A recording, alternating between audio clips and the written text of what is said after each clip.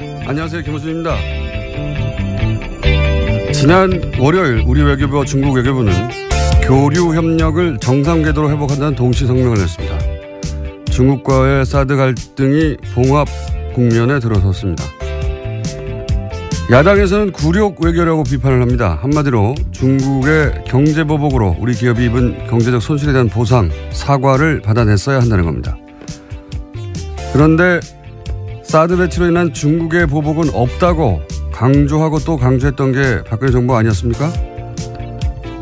작년 사드 논란이 시작될 당시부터 박근혜 정부와 새누리당은 중국 경제보복을 인정하지 않았죠. 명백한 보복 조치가 이루어지고 있는데도 아니라고 우겼습니다. 탄핵 기간 동안의 경제관계 장관회의에서조차 사드로 인한 중국의 경제보복 조치를 부인했죠. 경제보복에 대한 아무런 대응 시나리오도 없이 갑자기 사드 배치 선언부터 해서 기업들로 하여금 막대한 피해를 입게 해놓고 아무것도 인정하지 않았던 정치 세력이 이제 와서 그 피해 보상을 받아내지 못했다고 굴욕 외교라뇨.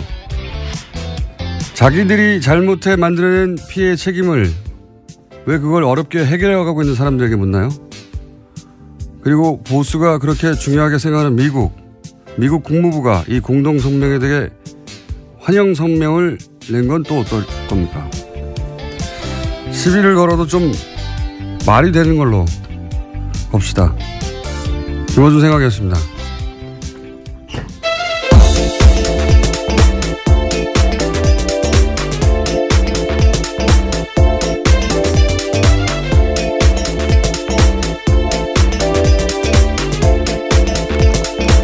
시사인의 김은지입니다. 예. 굴욕 외교. 예. 저는 왜 굴욕 외교냐라고 했는지 처음 이해가 안 가가지고 찾아봤더니 현 정부 출범 이후로 가장 웃기는 공세예요. 제가 보기에는. 굴욕은 어제 노회찬 의원도 얘기했지만 당시 중국이 당했다고 중국은 생각하는 거죠. 기억을 떠올려 보시면 황교안 총리가 중국에 가서 이제 시진핑 주석 만났는데 당시 사드 배치할 거냐라고 묻는데 사드 배치 고려하지 않고 있다라고 상대국의 정상이 묻는데 그렇게 답하고 나서 열흘인가요? 일주일 있다가 그렇죠. 예, 발표를 해버린 거 아닙니까? 배치한다고. 그런 일을 당하고 또 모욕감을 느끼지 않는 국가가 어디 있습니까? 예. 최소한 그때쯤에는 이해를 구하거나 어쩔 수 없었다고 양해를 구하거나 했어야 되는데 안 한다고 해놓고 예, 일이 제대로 틀어진 건 그때부터죠. 예. 대뇌 모두에게 거짓말하는 게 일상적이었던 정권인 것 같습니다. 그때 황교안 총리가 몰랐거나 자신도 몰랐을 것 같아요. 예. 총리조차. 예. 예. 생각해보면 그분이 문자로 해고 통보 받았잖아요. 아, 정말 아련한 일이네요. 네. 예. 문자로 해고 통보 받고 막 화가 났던 그때 상황이 떠오르는데 어쨌든 물론 그 이후로 중국이 보복을 하고 우리가 당한 건 부당한 건 맞는데 최소한 그런 상황을 유발한 당사자들이 이걸 굴욕 외교로 하는 건 말이 안 됩니다. 오히려 그때 기업들 손해봤다고 자기들의 일 때문에 사과를 해야 되는 거죠. 예. 네, 주구장창 사드에 의한 보복 없다라고 주장했었죠. 박근혜 정부에서는요. 네네 그래서 피해 없다 혹은 뭐 피해가 없다고 하거나 아니면은 보복이 아니라고 하거나 그러니까 그렇게 사과 받고 싶었으면 자기들이 집권했을 때 사과를 받았어야죠. 그때는 해결할 능력도 없고 그러니까 보복이 없는 척 보복이 있어도 모른 척 예. 사드와 무관한 척 딴청만 피웠던 거 아닙니까? 갑자기 피해가 넘쳐난다고 지금 나오는 거잖아요. 그래서 사과를 받아냈어야 된다고. 예. 원래 여야가 주거니 받거니 하고 말이 되게 싸워야 중계하는 사람들 재미가 있는데 우겨도 적당히 우겨야 제가 표를 들어주는 척이라도 하죠. 답답합니다. 첫 뉴스는 뭡니까? 네, 다스는 누구 겁니까와 관련된 뉴스가 또 나왔습니다. 오늘 아침 CBS 보도인데요. 이명박 전 대통령이 서울시장이던 2004년과 관련돼 있습니다. 서울시가 현대자동차 양대동 사옥 증축에 도움을 준 뒤 다스의 매출이 2배 넘게 뛰었다라는 보도입니다. 이명박 시절 재임 시절에요. 서울시가 현대차 사옥 증축의 걸림돌을 제거하는 데 역할을 했다는 사실이 공문을 통해서 새롭게 드러났다라는 겁니다. 그러니까 이게 이제 오래된 얘기네요. 김재록 게이트라고 있었어요. 예. 서울시장 시절에 그때 사실 검찰 수사가 이루어졌었고 한나라당, 당신은 한나라당이었죠. 한나라당 내에서 진상조사에 나와가지고 이거 뭐 명백하다. 인허가 로비가 있었다. 이런 얘기가 있었고요. 그런데 이제 더구나 그때 이 수사받던 서울시 공무원도 자살했어요. 네, 그렇죠. 검찰 내에서는 심지어 현대차 건물은 반은 불법으로 지어졌다라는 이야기까지 나왔다라고 합니다. 명백한 사정이었거든요. 근데 수사를 하다가 멈췄어요. 당시에. 흐지부지 됐었는데 김재록 게이트 이렇게 불렀었습니다. 그때 왜냐하면 그 로비를 한 브로커 역할을 하는 사람이 김재록 당시 어디 회장이었는데. 네, 인베스투스 글로벌 회장이라고요. 그건 어떻게 다 기억해요? 예, 여기 기사에 나와 있습니다. 어쨌든 김재록 게이트라고. 네. 근데 그리고 나서 다스가 2배로 매출이 떴다는 거 아닙니까? 네, 네, 그렇죠. 서울시장이. 이게 NB 휘나미난이라고요. 예, NB적 현상입니다. 이게 민원 해결과 사적 이익이 확실한 수당권을 만드는 이명박 전 대통령 주변에 연인이 많습니다. MB 휘나미난 적어놓으세요. 어디요? 네, MB 현상이요. 네. 예, 이번에는 이제 문서가 나오고, 예, 그리고 그냥 봐준 게 아니라 그냥 봐줄 리가 있나요? 예. 다스가 매출이 2배, 2천억대에서 4천억대로 뛰었다. 예. 네, 그렇죠. 특히나 다스 같은 경우에는 현대차 그룹의 자동차 내장재를 납품하는 곳이거든요. 그렇기 때문에 그런 커넥션을 의심할 수밖에 없는 상황입니다. 자, 이것도 뭐 재수사 대상이 될 수도 있겠네요. 갑자기 태어난 거 보니까. 10년 전 사건인데 그때 당시 이제 이미 새누리당의 가장 유력한 대선 후보였었죠. 한나라당 당시로는. 네. 그렇게 10년 만에 다시 나오네요. 이명박 전 대통령 관련 사건들은 예, 최소한 10년짜리들이 많습니다. 최소한. 예. 다스는 예. 계속해서 매출 규모를 키워서요. 현재는 해외 매출까지 합치면 2조 원가량이 된다라고 합니다. 서울시장 되고 나서 2배 뛰고. 예, 또 눈부시게 뛰었고요. 또 대통령 재직 기간 또 눈부시게 뛰었습니다. 6배가 뛰고 하고 이렇게 참 훌륭하신 분이에요. 자, 앞으로도 계속 뉴스가 나오겠죠. MB 피나미는. 자, 다음 뉴스는요. 네, 국정원 댓글 수사를 방해했다는 혐의로 수사를 받다가 숨진 채 발견되었던 국정원 소속 변호사에 대한 이야기 전해드린 바 있는데요. 이와 관련해서 오늘 아침 한겨레 신문이 새로운 소식을 보도했습니다. 같은 혐의로 조사를 받았던 이재영 검사가 숨지기 전 이 변호사와 수차례 통화했다라는 건데요. 이 검사가 해당 변호사를 회유하려 한 게 아니냐라는 의혹이 나오고 있다고 합니다. 그때 뭐 통화만 한 거 가지고는 내용을 알 수 없으니까요. 예. 통화를 할 수도 있겠죠, 당연히. 같은 사안으로 조사를 받던 상황이니까. 이제 여기서 사실은 유가족 입장도 들어봐야 되는데 유가족이 이럴 경우에 이제 잘 취재에 응하지는 않는데 통상 유가족은 자살을 정말로 했다고 하더라도 대부분 유가족들은 받아들이기 힘들어 하죠. 그래서 갑작스러운 죽음이기 때문에요. 자살할 이유가 없다고 이렇게 말하기 마련이긴 합니다만 유가족 관점에서 의심스러워할 대목들이 있을 겁니다. 네. 그 부분 확인해 봐야 될 것 같고요. 그만하니까 생각나는데 매우 특이하게 이런 류의 죽음에 대해서 자살이 맞다고 유가족이 거꾸로 이야기해 준 제가 기억하는 거의 유일한 케이스가 소위 마티 자살 사건이죠. 예. 그때 자살이 맞다는 뉘앙스로 오히려 의혹을 해명하는 역할을 부인이 했었죠. 예. 네, 근데 그 건 같은 경우에는 최근에 국정원개혁발전위원회가 발표를 했었는데요. 또 자살이 맞다 이런 결론이 나오긴 했습니다. 문서상으로는 특이점이 없다. 자살이 맞는 것 같다라고 했는데 예를 들어 그게 블랙 오퍼레이션 흔히 말하는 였다면 뭐 거기 써 있을까요? 여하간 저희가 방송을 시작한 이후로도 이런 류의 자살이 굉장히 많았는데요. 예. 관심을 가지고 계속 저희는 지켜보고 있습니다. 유가족도 접촉을 한번 해보고요. 자, 다음 뉴스는요. 네, 국정원 특활비 관련된 수사가 계속 진행되고 있습니다. 이번에는 청와대가 지난해 4.13 총선을 앞두고 새누리당 내 경선 등과 관련해서 비공식 여론조사를 했다라는 건데요. 이와 관련해서 5억 원이 들었는데 그 돈을 청와대가 아닌 국정원에서 냈다라고 합니다. 요 상황은 이 발언과 연결해서 봐야 됩니다. 저희가 이 비공식 여론조사, 뭐 청와대가 여론조사 할 수 있지 않냐 이렇게 생각할 수도 있습니다. 근데 문제는 이제 이게 비공식이었고 당시 이 여론조사의 의도가 뭐였냐를 볼 수 있는 당시 상황에서의 박근혜 전 대통령의 발언을 일단 잠깐 들어보시겠습니다. 이제 국민 여러분께서도 국회가 진정 민생을 위하고 국민과 직결된 문제에는 무슨 일이 있어도 소신 있게 일할 수 있도록 나서주시고 앞으로 그렇게 국민을 위해서 진실한 사람들만이 선택받을 수 있도록 해주시기를 부탁드립니다.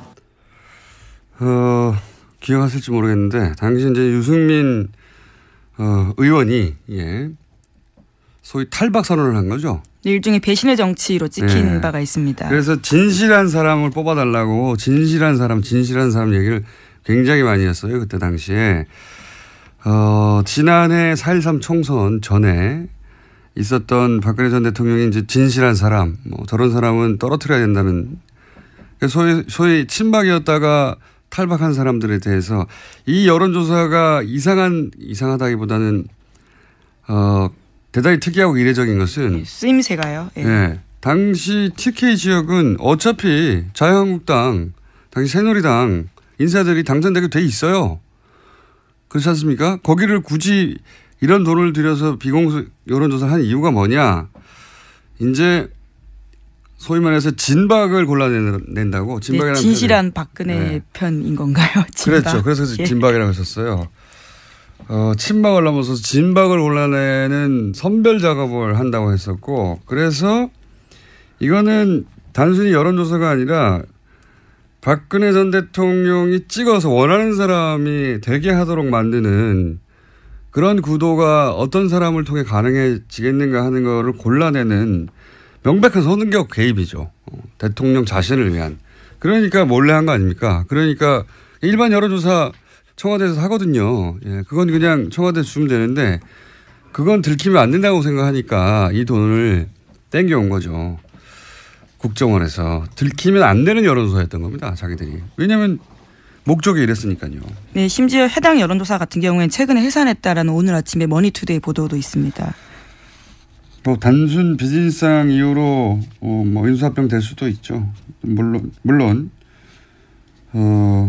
수사가 자신들을 향한다는 걸 인지해서 그랬을 수도 있지만 여간 이건 단신에 해당되는 것이고 당시 여론조사 기관이. 그러니까 5억이 들었지 않겠냐. 5억이 저는 자세히는 모르겠지만 업계에 있지 않아서 굉장히 큰 돈이거든요. 이 정도면. 특정 지역에 총선 출마 예정자들이나 이런 사람들을 여론조사하는 대구 경북에 지역구가 몇 개 있다고요. 굉장히 큰 돈인데. 잠시 후 리얼미터 권 실장 나올 테니까 벌써 들어와 있네요. 어느새 조용히 들어와 있네. 한번 물어보죠. 요 관련 사안은 이 비용이 어느 정도 규모인지. 여하간 이 비용, 그러니까 여기서 이제 전후 맥락을 얘기하지 않고 여론조사만 자꾸 보도하니까 여론조사 할 수 있지 않냐 얘기하는데 전후 맥락은 그겁니다. 당시에.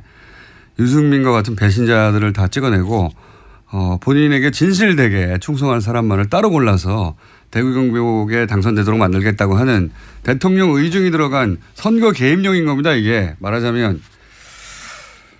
자, 그런 겁니다. 다음 뉴스는요. 네, 우병우 전 민정수석과 추명호 전 국정원 국장이 지난해 7월에서 8월 집중적으로 통화했다라는 JTBC 보도가 있는데요. 그 당시에는 이석수 전 특별감찰관이 우 전 수석의 처가 부동산 매각과 관련해서 감찰에 들어갔을 때입니다. 계속해서 모르는 사이다, 잘 보고하지 않았다라고 하고 있는데요. 전화통화 내용까지 나온 겁니다. 기록까지 나온 겁니다. 인정하지 않았죠. 추명호 전 국장이 자기 전화번호는 아니라고. 근데 다른 청와대 직원의 이 번호가 추명호 전 국장 이름으로 저장되는 바람에 들킨 거죠. 추명호 전 국장은 명백한 최순실 라인이라고 아주 오래전부터 언론에 보도되어 왔었는데 근데 추 국장하고 우 전 수석하고 이렇게 수백 통이나 단기간 내에 통화할 정도의 사이인데 3주간 수백 통 했다라고. 하루 10통씩 했다는 거 아닙니까? 추 국장이 최순실의 존재만 우 수석에게 비밀로 했다는 거 아닙니까? 이렇게 되면. 우 수석은 자기는 최순실의 존재 자체를 몰랐다고 계속 얘기하고 있으니까요. 믿는 사람은 대한민국에서 거의 없는 걸로 보이긴 합니다만 정황 증거 같은 것이 하나 더 나온 거죠. 자, 리얼미터 해야 되기 때문에 제목 정도 스르륵 훑어볼까요? 예. 네, 블랙리스트 항소심 진행 중인데요. 이와 관련해서 어제 김기춘 전 비서실장이 청와대 캐비닛 문건 관련해서는 이것이 문제가 있다라는 주장을 했는데요. 조윤선 전 장관 쪽에서도 상당 부분 문건이 가려져 있기 때문에 이것은 증거로 쓸 수 없다라는 취지의 주장을 했습니다. 가려달라고 한 건 박근혜 전 대통령 쪽에서 가려달라고 한 거예요. 심지어 특검에서 다 봤다라고 하는데 왜 이렇게 문제 제기하는지 모르겠다라고 반박했습니다. 특검 쪽에서요. 자, 크게 신경 쓸 내용 아닌 것 같고요. 다음 뉴스 제목. 네, 미국 국무부가요. 네. 조셉윤 대북정책 특별대표를 통해서 유엔 북한 대표부와 접촉하고 있다고 로이터 통신이 보도했습니다. 네, 미국이 물밑에서 북한과 접촉하는 게 아니냐는 이야기는 저희가 오랫동안 해왔죠. 예, 이번에는 좀 더 구체적으로 나왔습니다. 직접 말을 했으니까요. 예. 조셉윤 대표가 북미 대화에 나서겠다 이런 얘기를 구체적으로 한 것이고. 예, 북한이 2달간 도발을 중단하면 북한 미국 간의 대화를 나서겠다라는 구상을 러시아에 전달했다라고 합니다. 2달 이미 됐는데요. 예. 그러니까 저희가 한 달 전인가요? 2달 전인가요? 러시아 역할이 부상할 수 있다는 얘기를. 최선희 국장 같은 경우도 네. 계속 가고 있고요. 러시아를. 우리도 뭐 러시아와 접촉이 계속 있어서 러시아가 중국 대신에 중국이 지금 우리하고 뭐 사드나 이런 문제로 좀 소원했지 않습니까? 그래서 러시아한테 그런 역할을 맡길 건가 보다 했는데 그래 왔던 것 같습니다. 러시아가 이걸 중간에서 역할을 하고 있었다는 뉴스가 나온 걸로 보아 뉴스공장의 분석은 항상 맞다. 그런 결론으로 가실 거라고 깜짝 놀랐습니다. 네, 저희가 예상했지 않습니까? 자, 네. 여기까지. 시사인의 김은지였습니다. 감사합니다. 네, 8월 6일 리얼미터 그것마저 알려주마 리얼미터 권순정 조사실장 나왔습니다. 네, 안녕하십니까? 안녕하십니까? 네, 빨리빨리 진행해 보죠. 네. 네, 거의 뭐 해봤자 뭐 1% 2%니까. 네. 좀 이번엔 좀 많이 올랐네요. 아 그래요? 네. 네.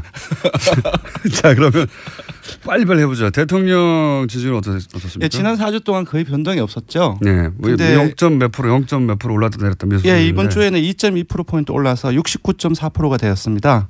예, 부정평가는 27%에서 25.4%로 떨어졌고요. 추세가 어때요? 그러면 예를 들어서 추세가 수요일 네. 어제 일간 집계는 어떻습니까? 네, 그래서 어제 시정 연설이 있었죠. 여론 주목을 많이 받았는데 어제는 일간 집계가 71.7%까지 올랐습니다. 간만에 좀 올랐네. 한 네. 9월 4일 이후에 약 2개월 만에 처음으로 70%대를 다시 돌파를 했고요. 리얼미터 기준으로. 예. 네. 그리고 보수 중도 지금 분석을 해보니까 이념 성향이 다 올랐더라고요. 네. 그리고 영남과 2.2%입니다. 수도권 포함해서 다 올라서 전체적으로 보합세에서 약간 상승세. 약간 이제 강보합세라든지 예. 그렇게 봐야 되지 않을까 싶습니다. 떨어질 때 0점 몇, 뭐 올라갈 때 2, 뭐 이런. 예, 뭐 다른 여론조사에서는 상당히 많이 큰 폭이 있는데 저희 리얼미터 같은 경우는 네. 매일매일 하다 보니까. 예, 그렇게 크게 변화는 없습니다. 근데 네. 2.2%포인트 정도 추세가 되면 약간 상승세, 약간. 예. 예, 그렇게 봐야 될 것 같습니다. 민주당도 역시 약간 상승세. 예, 올랐습니다. 1.7%포인트 올라서 50.9%를 기록했고요. 지난주까지는 40%대였는데 다시 50%대로 올랐었습니다. 자유한국당 아무래도 좀 떨어졌긴 좀 시끄럽습니다. 예, 자유한국당은 친박 출당을 둘러싸가지고 많이 갈등이 전폭되고 있지 않습니까?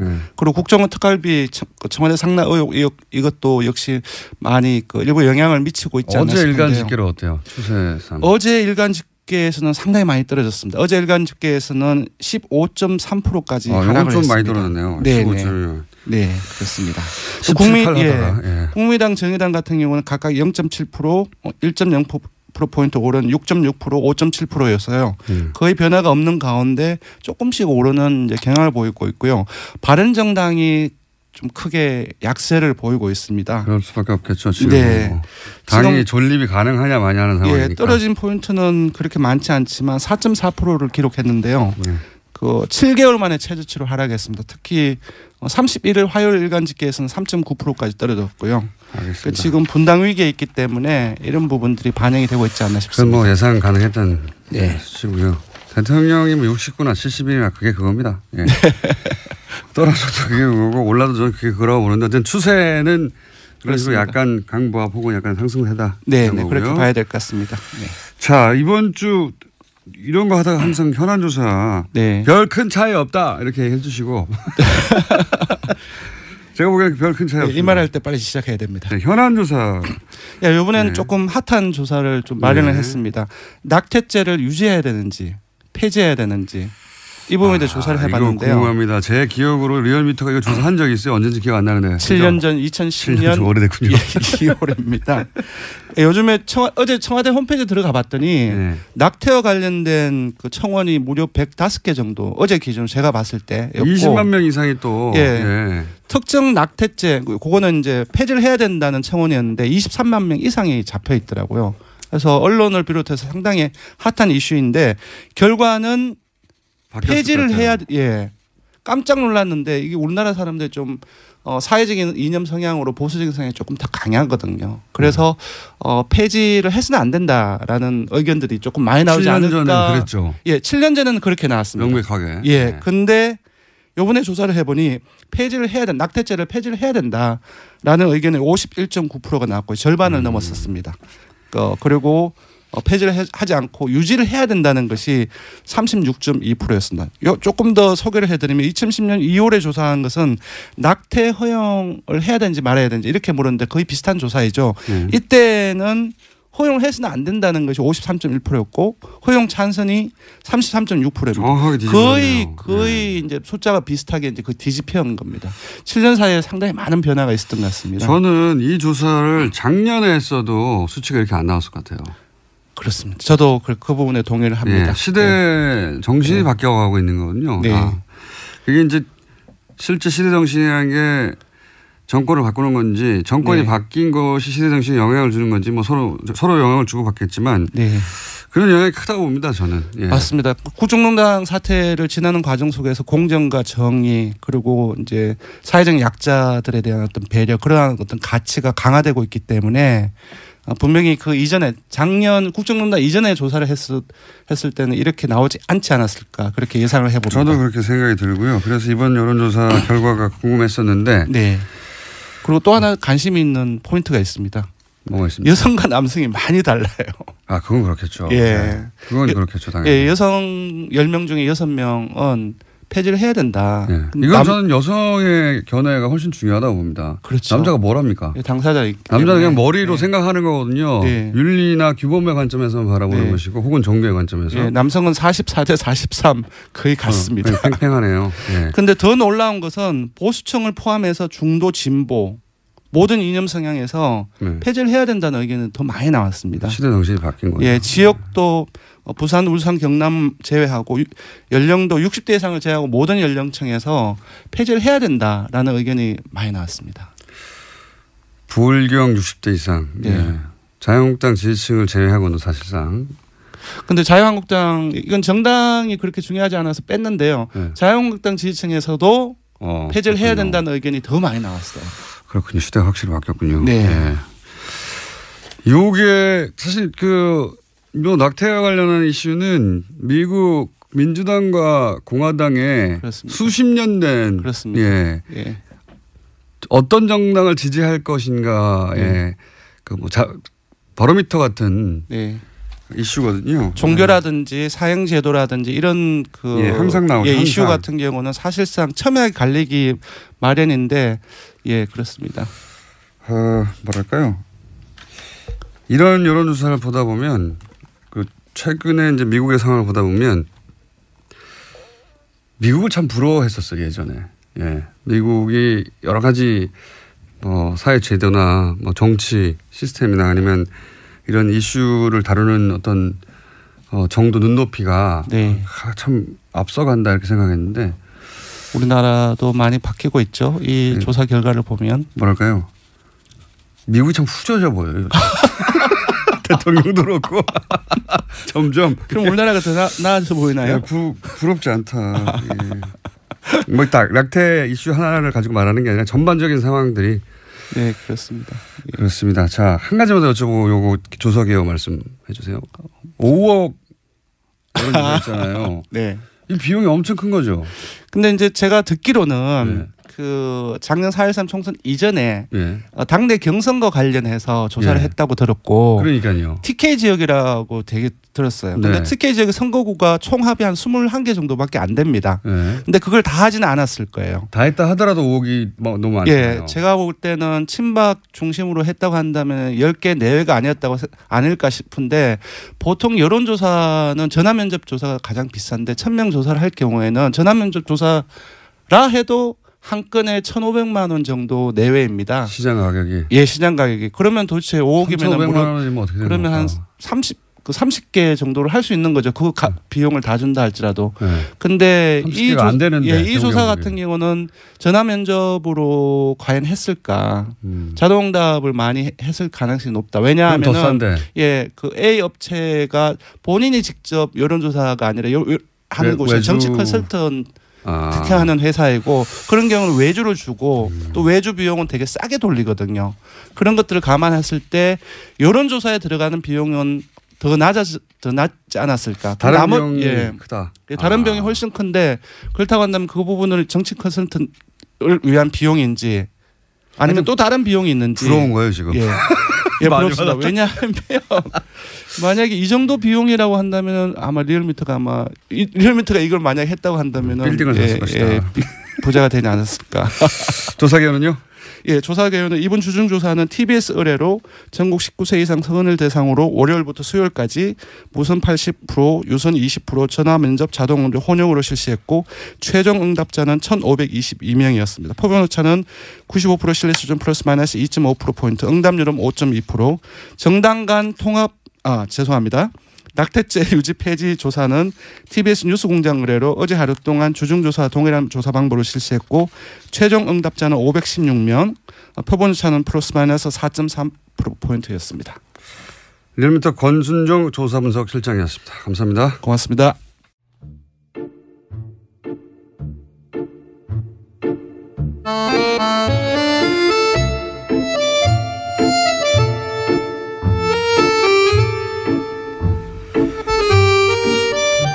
우여곡절이 많은 코너. 어떨 때는 사람들이 없애버려야 된다고 문자가 쏟아지고 어떨 때는 환호하는 내부자들. 민주당의 안민석 의원 나오셨습니다. 안녕하십니까. 네, 더불어민주당 국민재산 찾기 특별위원회 위원장 처음으로 당에서 뭐 하나 맡아봤습니다. 안민석 의원입니다. 자유한국당의 김성태 의원 나오셨습니다. 예, 안녕하세요. 김성태입니다. 근데 김성태 의원님, 예. 최순실 재산 몰수 안 합니까? 아이 그 최순실 재산 몰수를 위해서 특별법 발의도 지금 안민석 의원과 많은 동료인들이 참여한 가운데 하셨잖아요. 그 자한당 중에서 유일하게 김성태 의원 한 분이 특별법 서명도 하셨는데요. 예. 자한당은 여기 대해 가지고 어떤 입장이에요 지금? 아니 그 법이 이제 구체적으로 이거 통과시키기 싫으니까 괜히 뭐 합당한다 뭐 탈당한다 하면서 우당탕탕 하면서 국민들 시선을 딴 데로 끄는 거 아니에요? 국회에서 최순실이가 얼마나 지금 고마워하겠어요. 특히 공장장 논의해서 공장장을 다 세게 꺼내가지고 최순실 재산 몰수 확 들어가게 해가지고 일각에서 지금 들리는 이야기가 최순실이가 공장장하고 주진우를 굉장히 고마워한다고. 안민석 의원 그렇게 하는 겁니다. 그렇게. 그러니까 특별법은 저 아무래도 입법기관인 우리 각 의원들을 정파나 정당 다 달리하고 또 정치적 이해관계 다르겠지만은 그 법을 대표 발의한 안민석 의원께서 끊임없이 우리 의원들을 만나고 최순실 재산 몰수에 대한 이 당위성이나 또 정당성에 대해서 폭넓게 동의하시죠? 저는 그 부분 몰수해야 되죠. 근데 예. 지금 정기국회가 한 달밖에 안 남았거든요. 네. 특별법 제정 제가 볼 때는 가능성이 굉장히 낮아요. 그러니까 안민석 의원께서 그 가능성 최순실 재산 몰수 지금 한 분도 못하게 생겼어요. 보통 일이 아닙니다 이거. 그 가능성에 대해서 지금 말씀을 하시는데 국민 여러분, 국회는 지금 최순실 재산 몰수 저도 이야기 전혀 지금 생각이 없습니다. 저도 이야기 좀 김성태 의원님 서명만 했지 네.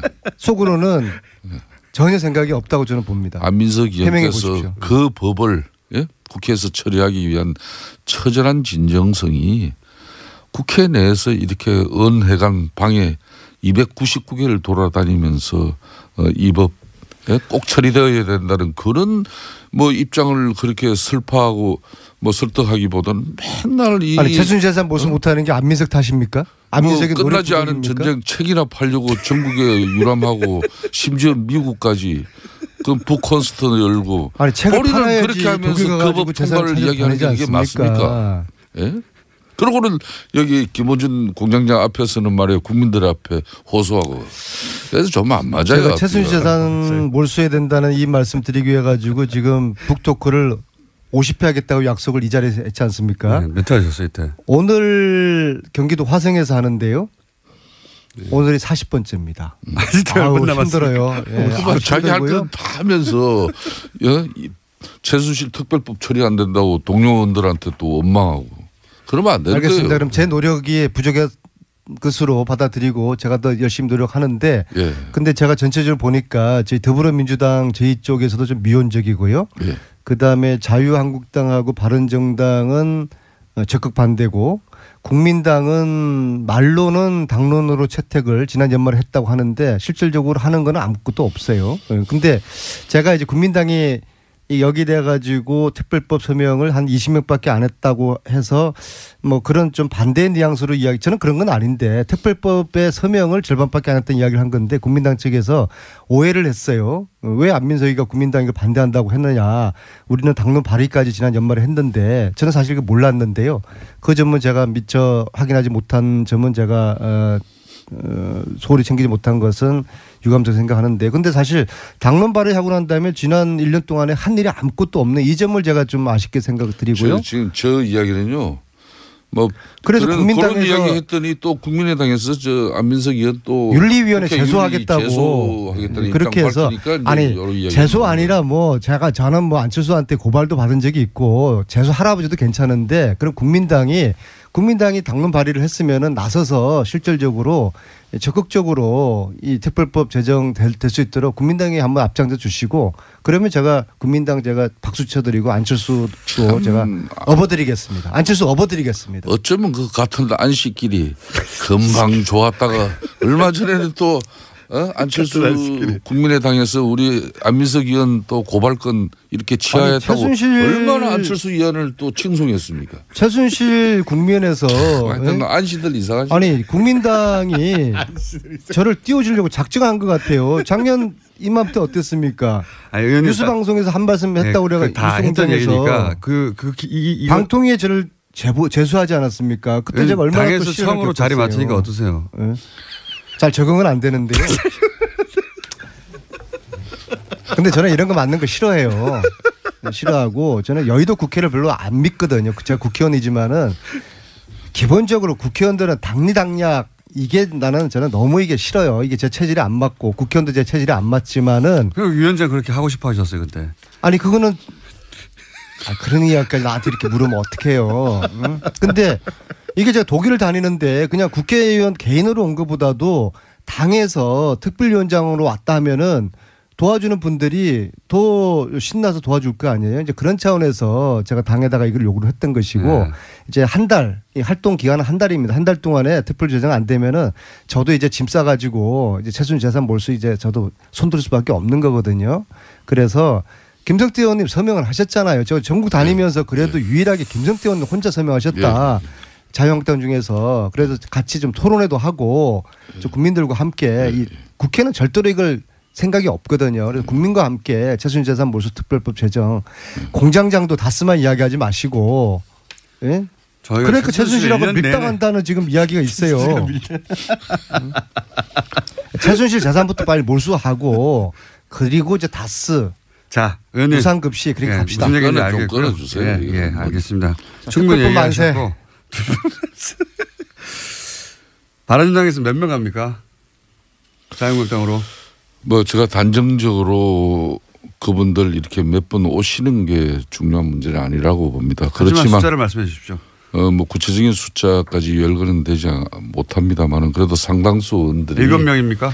이미 결심을 거의 한 것 같습니다. 그게 7명 이상이죠? 네, 저는 그렇게 봅니다. 숫자를 말씀 안 하신다고. 최대 몇 명입니까? 일단은 10명 정도 보십니까? 네, 10명, 11명. 말을 못한다고 하고 항상 세상에는 박지류가 존재하거든요. 지금 이 상황에서도 확실하게 탈당 의사를 가지고 있는 분들이 7명이고 그다음에 자강 의사를 가지고 있는 분들도 한 그 정도 숫자가 되잖아요. 그럼 나머지 한 5분이 있잖아요. 네. 박지. 그분들 중에서 이제 저 자유한국당으로 돌아가는 분들에 대해서는 박지라고 안 부르시네요. 어쩔 수 없다 이제. 근데 자꾸 제가 이야기하면 특정인이 그런 데기 때문에 또 제 앞에 있는 분이 또 오해될 수도 있고 그래서 한 선도 탈당이 아닐까. 눈치 보시는 분들 중에서 한 절반 정도는 같이 넘어갈 거라고 보거든요. 그래서 저는 11명으로 저는 봅니다. 11명이요? 다음 주까지 11명. 11월 13일 전당대전까지 11명. 뭐 1차 뭐 그 정도까지는 뭐 좀 어렵겠습니다만은 1차는 그 정도는 안 된다. 그렇지만은 이제 뭐 여러 가지 변수들이 계속 발생하고 있지 않습니까? 또 남경필 정병국 의원이 중심이 돼 가지고 보수 대통합적인 차원에서 전당대회를 하자. 현실적으로는 불가능할 것 같아요. 통합전대가 되기 위해서는 우선 바른정당에서부터 11일, 13일 정해져 있는 그 전당대회부터 그게 이제 취소되어져야 되는 것이고. 그렇죠. 구체적인 통합을 위한 실무적인 통추위 이런 기구의 의원들이 참석하는 그런 당론이 정해져야 할 것이고 뭐 이런 뭐 논의를 위해서 어제 긴급 어총을 바른정당이 늦게까지 했습니다마는 결론은 안 났고 중요한 바른정당의 대주주주의 한 사람인 유승민 의원이 통합전당대회는 뭐 불필요하다는 입장으로 사실상 통합전대는 어렵다고 봐야죠. 이건 어떻습니까? 박근혜 전 대통령 출당의 마지막 프로세스로 최고위를 열어서 확정하자. 네.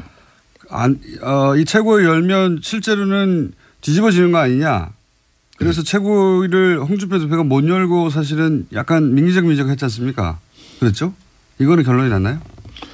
뭐 홍준표 대표가 그랬다는 그런 입장보다는 이제 우리 원내 체제가 정우택 원내 체제가 지금 문재인 정권의 이제 일방적인 이제 공영방송 이런 잘 살리기 탄압 행위에 맞서는 투쟁을 지금 하고 있습니다. 그래서 자유한국당은 지금 상복 투쟁을 하고 있지 않습니까, 그죠? 뭐 그런 측면에서 또 당내 문제로 이렇게 당 최고위가 지금 이 시점에 열리는 게 마땅하냐 그런 고민은 잠시 있었지만은 열기로 했나요? 어젯밤 최종적으로 홍준표 대표는 3일날 최고회의를 열기로 했습니다. 상징적인 의미가 큰데. 근데 최순실 재산 몰수는 안 합니까? 아니 그런데 언제까지 최순실 몰수만 이야기할 거예요. 네. 이게 사실은 이런 통합이라든지 탈당 이런 이야기가 아니면은 지금 이 전국에서는 핵심적으로 최순실 국정농단 이게 마무리를 위해 가지고 재산 몰수 이것이 국회나 언론에서 관심이고 화제가 돼야 되는 건데 실질적으로 재산 몰수가 묻히고 난데없이 통합 탈당 이런 이야기가 지금 언론에 초점이 되고 있는 거거든요. 너무 걱정하지 않으셔도 되는 게 순차적으로 급한 거 하고 또 그거 다시 돌아가서 할 겁니다. 걱정하지 마십시오. 그렇죠. 네. 그럼 재산 몰수 된다고 봐요? 공장장은? 안민석 의원님 다시 부각될 수 있는 찬스 다시 옵니다. 이번 국정감사에서도 이 방송의 공정성이나 균형성 이런 게 얼마나 지적을 받았습니까? 그러면 이 김원중 공장장이 얼마나 이 기울어진 운동장에서 그래도 이 보수 정당의 입장을 그래도 이 청취자들에게 조금이라도 그래도 들려주려고 하는 그 균형성마저도 안민석 의원은 보면 대체로 깨려고 하시는 것 같아요. 그럼 공장님 제가 요거 딱 하나만 물을게요. 국회가 최순실 재산 몰수 특별법 통과시켜 줄까요? 빨리 좀 지금 어렵겠죠. 좀만 기다려보시죠. 안 된다니까 이게. 다른 이슈에 한 묻혀가지고 다시 올라오니까 걱정하지 마시고요. 서청원 최경환 의원 출당 됩니까? 이건 어떻게 됩니까? 이제 박근혜 전 대통령의 자유한국당 이제 출당이 기정사실화되고 나면은 이제 서체 문제는 사실상 어총 사안이기 때문에 3분의 2가 원내대표인 정우택 대표께서 이 공을 이제 받을 수밖에 없는. 이거 만약에 의총 자체가 수집되기 힘들다는 얘기도 나왔었는데. 글쎄요. 그러니까요. 왜냐하면 어느 쪽도 피해를 입을 수 있으니까 그 결과가 파국적으로. 만약에 여기서 의총에서 서청원, 최경환 출당 결의가 안 되면 그러면 홍준표 대표가 지금 뭐랄까요 타격을 크게 입는 거 아닙니까? 예, 정치적 타격을 크게 입을 수밖에 없죠. 그렇지만은 이제 또 어떻게 전망하세요? 의총은 열린다 안 열린다. 홍준표 대표는 윤리 결정을 상당히 지금 존중하는 입장이에요. 그렇기 때문에 어총 소집은 정우택 원내대표께서 이 문제에 대해서는 적절한 시점에 판단을 하지 않겠냐 이렇게 봅니다. 어떻게 전망하십니까? 열리긴 열립니까 의총이? 1번 의총은 열린다. 안 열린다. 직접적으로 이 문제만 가지고 열리는 거는 그렇게 어렵다. 용이하지는 않는 현상이죠. 의총 자체가 열리기 쉽지 않다. 만약인데 우여곡절 끝에 열리면 지금 현재 당내 분위기로 서청원, 최경환 두 의원이 출당이 될 정도의 3분의 2 표가 모일 수 있습니까? 그 부분은 네. 국민적 여론이 어떠냐에 따라서 우리 당을 지켜보는 우리 국민들이 이 문제에 대한 어떤 인식이나 여론이 아마 우리 의총의 결과로 가름되지 않을까. 의원님이 보시기는 어떻습니까? 지금 현재 전망하자면. 그걸 지금 이 방송에서 그 전망을 그렇게 개인적인 합니까? 전망인 거죠. 그냥. 저는 네. 그 부분은 거듭 한결같습니다. 국민 여론이 이 부분에 대한 되게 결정. 어렵죠. 일단 현재는. 사실상 이 문제는 우리 당이 유능한 정치를 통해서 문제를 해결할 수밖에 없는 문제입니다. 요 유능한 정치라는 어떤 건가요? 그건 바로 국민의 뜻을 받드는 길밖에 없는 거죠. 아니 사실은 지금 국민 요거 좀 여론 물어봐주세요. 말씀하셨지만은 국민들은 여기 대해서 크게 관심이 없어요. 국민들은 올해 넘기기 전에 적폐청산 좀 독하게 하고 넘어가자 그거거든요. 예. 적폐청산에 여러 가지 내용이 있지만 그중에 핵심이 과거 부정재산을 몰수하는 여기에 국민들은 다 그런 기대를 하고 바라고 있는데요. 정기국회가 마지막인 날 마치는 날이 12월 8일입니다. 그러니까 앞으로 딱 한 달 남았죠. 이 한 달 동안에 지금 국회의 분위기나 절차상 이 법사위원회가 특별법을 상정해서 논의하고 통과시키고 저는 지금 물리적으로 지금 굉장히 지금 어려운 지금 상황이라고 불가능에 봅니다. 가깝다고 저도 봐요. 그렇죠. 예. 예. 현재 그래서 그걸 국민들에게 상황에서. 일단 알려드려야 되는 겁니다. 그러면 최순실재산 몰수를 하지 말 것인가를 국민들께서 판단을 해 주셔야 돼요. 다시 도전해야죠. 또. 다시 도전한다 그러면 예. 국민들이 국회는 이걸 통과시키려고 하지 않으니까 국민들이 국회에다 요구하고 압박하고 국민들이 할 수 있는 여러 가지 노력들을 국민들이 해 주시지 않으면 이 법 통과되기 어렵습니다. 그러니까 최순실재산 몰수는 어렵다고 지금 이제 거죠. 공장장의 이 제지에도 불구하고 계속 최순실 재산 몰수에 관한 입장을 지금 계속 지금 저 발언 중에도 아니 국회의원들이 관심 별로 없으니까 저라도 이렇게 그러니까 이야기를 하고 국민들에게 아니 왜냐하면 국민들은 안민석 이게 당연히 의원님한테 재산 몰수 되는 걸로 알고 있어요. 그래서 어려울 너무 거다 걱정하지 마십시오. 이야기하면은 안 잊고 있습니다. 사람들. 어제 밤에도 후배들하고 맥주를 마시다가 야 이거 안 될 거야라고 했으니까 그중에 한 명 기절해가지고 병원을 갔어요. 네? 그러니까 안민석 의원님이 국민들이 아마 제가 기억을 하실 제안합니다. 거예요. 예? 그 북콘스트 조금 이렇게 유예하고 여기에 집중하세요. 어디에 집중해요? 아니 지금 최순실 재산 몰수 특별법을 네. 본인이 대표 발의하시고 아까도 이야기했지만은 북콘스트에 너무 집중하다 보니까 물론 전국의 현장을 다니시면서 최순실 재산 몰수의 당위성에 대해서 또 직접 국민들을 만나는 그 시간도 제가 이렇게 하니까 소중한데 일각에서는 도지사 행보하는 거라고 요 사안인데 하시는데 정말 아니, 저는 그걸 내일 저는 그창 가서 북톡하고 아니 도지사 행보가 아니라 아니, 나는 그래요. 행보라고 이야기 도지사 문제도 그 이야기 나왔는데 네. 아니 민주당의 지금 현재 경기도지사 문제는 예?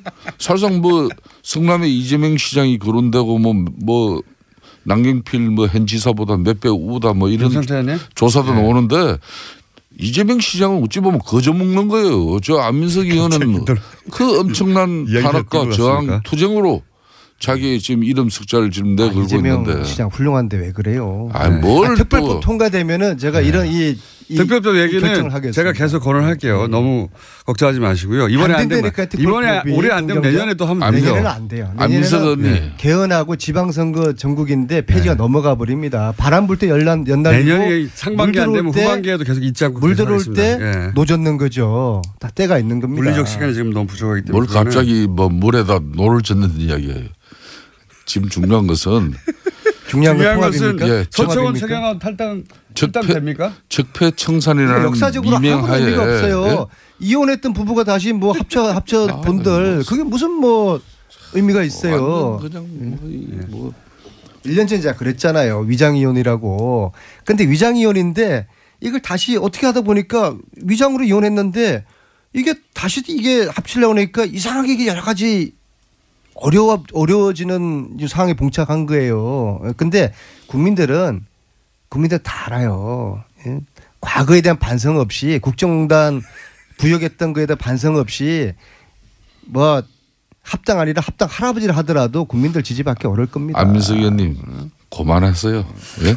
참 어째 그 최순실의 국정농단 그 분노는 국민들 여전합니다. 그 분노를 계속 살려나가야만이 이 정권의 국민적 여론과 지지를 등에 업고 국정 운영을 더 원활하게 할 수 있는 분명히 그런 큰 장점은 있습니다만은 언제까지 이렇게 적폐청산이라는 미명하에 과거를 가지고 이렇게 앞으로 미래를 위한 국민 대통합을 그런 그 통합의 시대를 갖다 주창해야 될 어제 죄를 벌하지 않는 것, 내일의 더 큰 범죄에 대한 용기를 주는 어리석은 짓이다. 처럼 이런 참모들이 주변에 많으니까 알베르 까미 대통령께서 더 큰 이렇게 김성태 의원님. 네?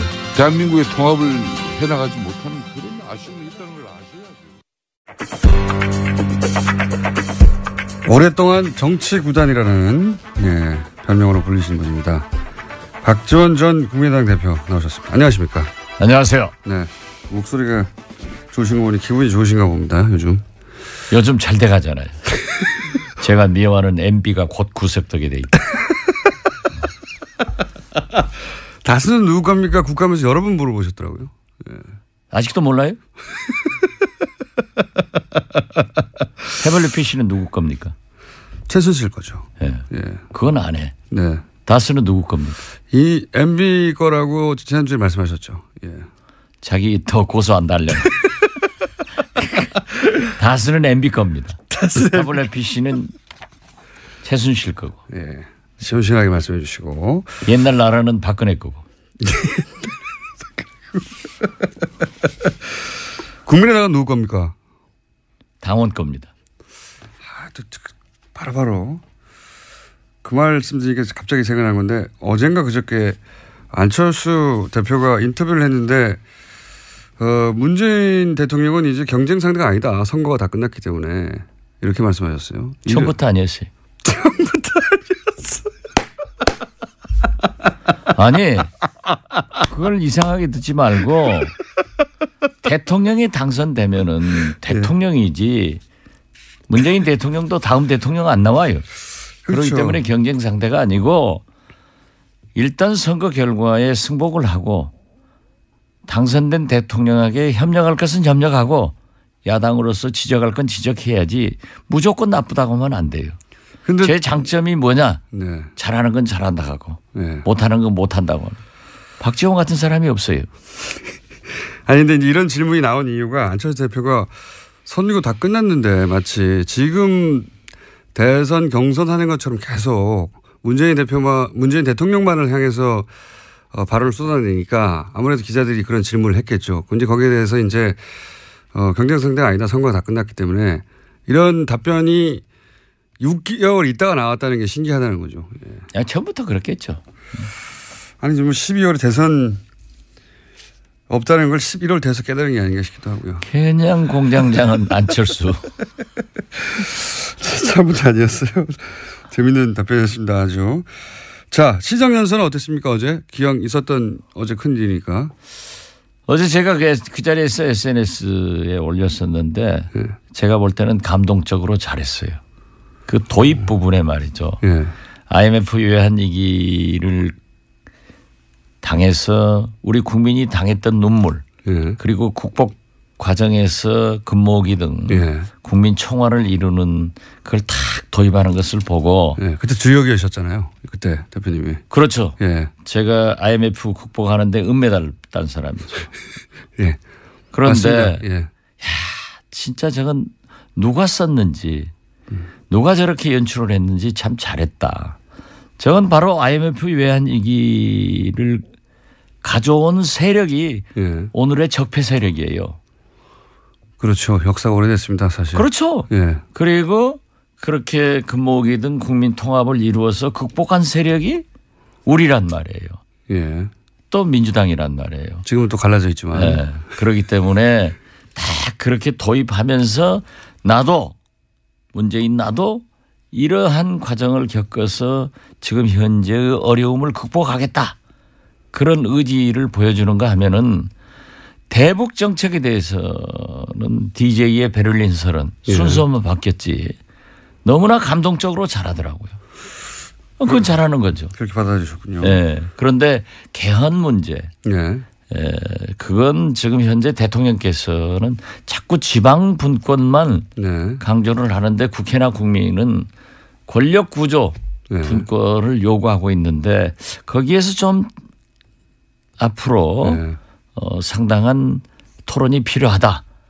그리고 부자 증세 없는 세수 증대는 서민과 영세상인 월급쟁이들한테 고통을 너무 강요하는 것 아닌가 그런 생각하셨어요. 그런데 잘했어요.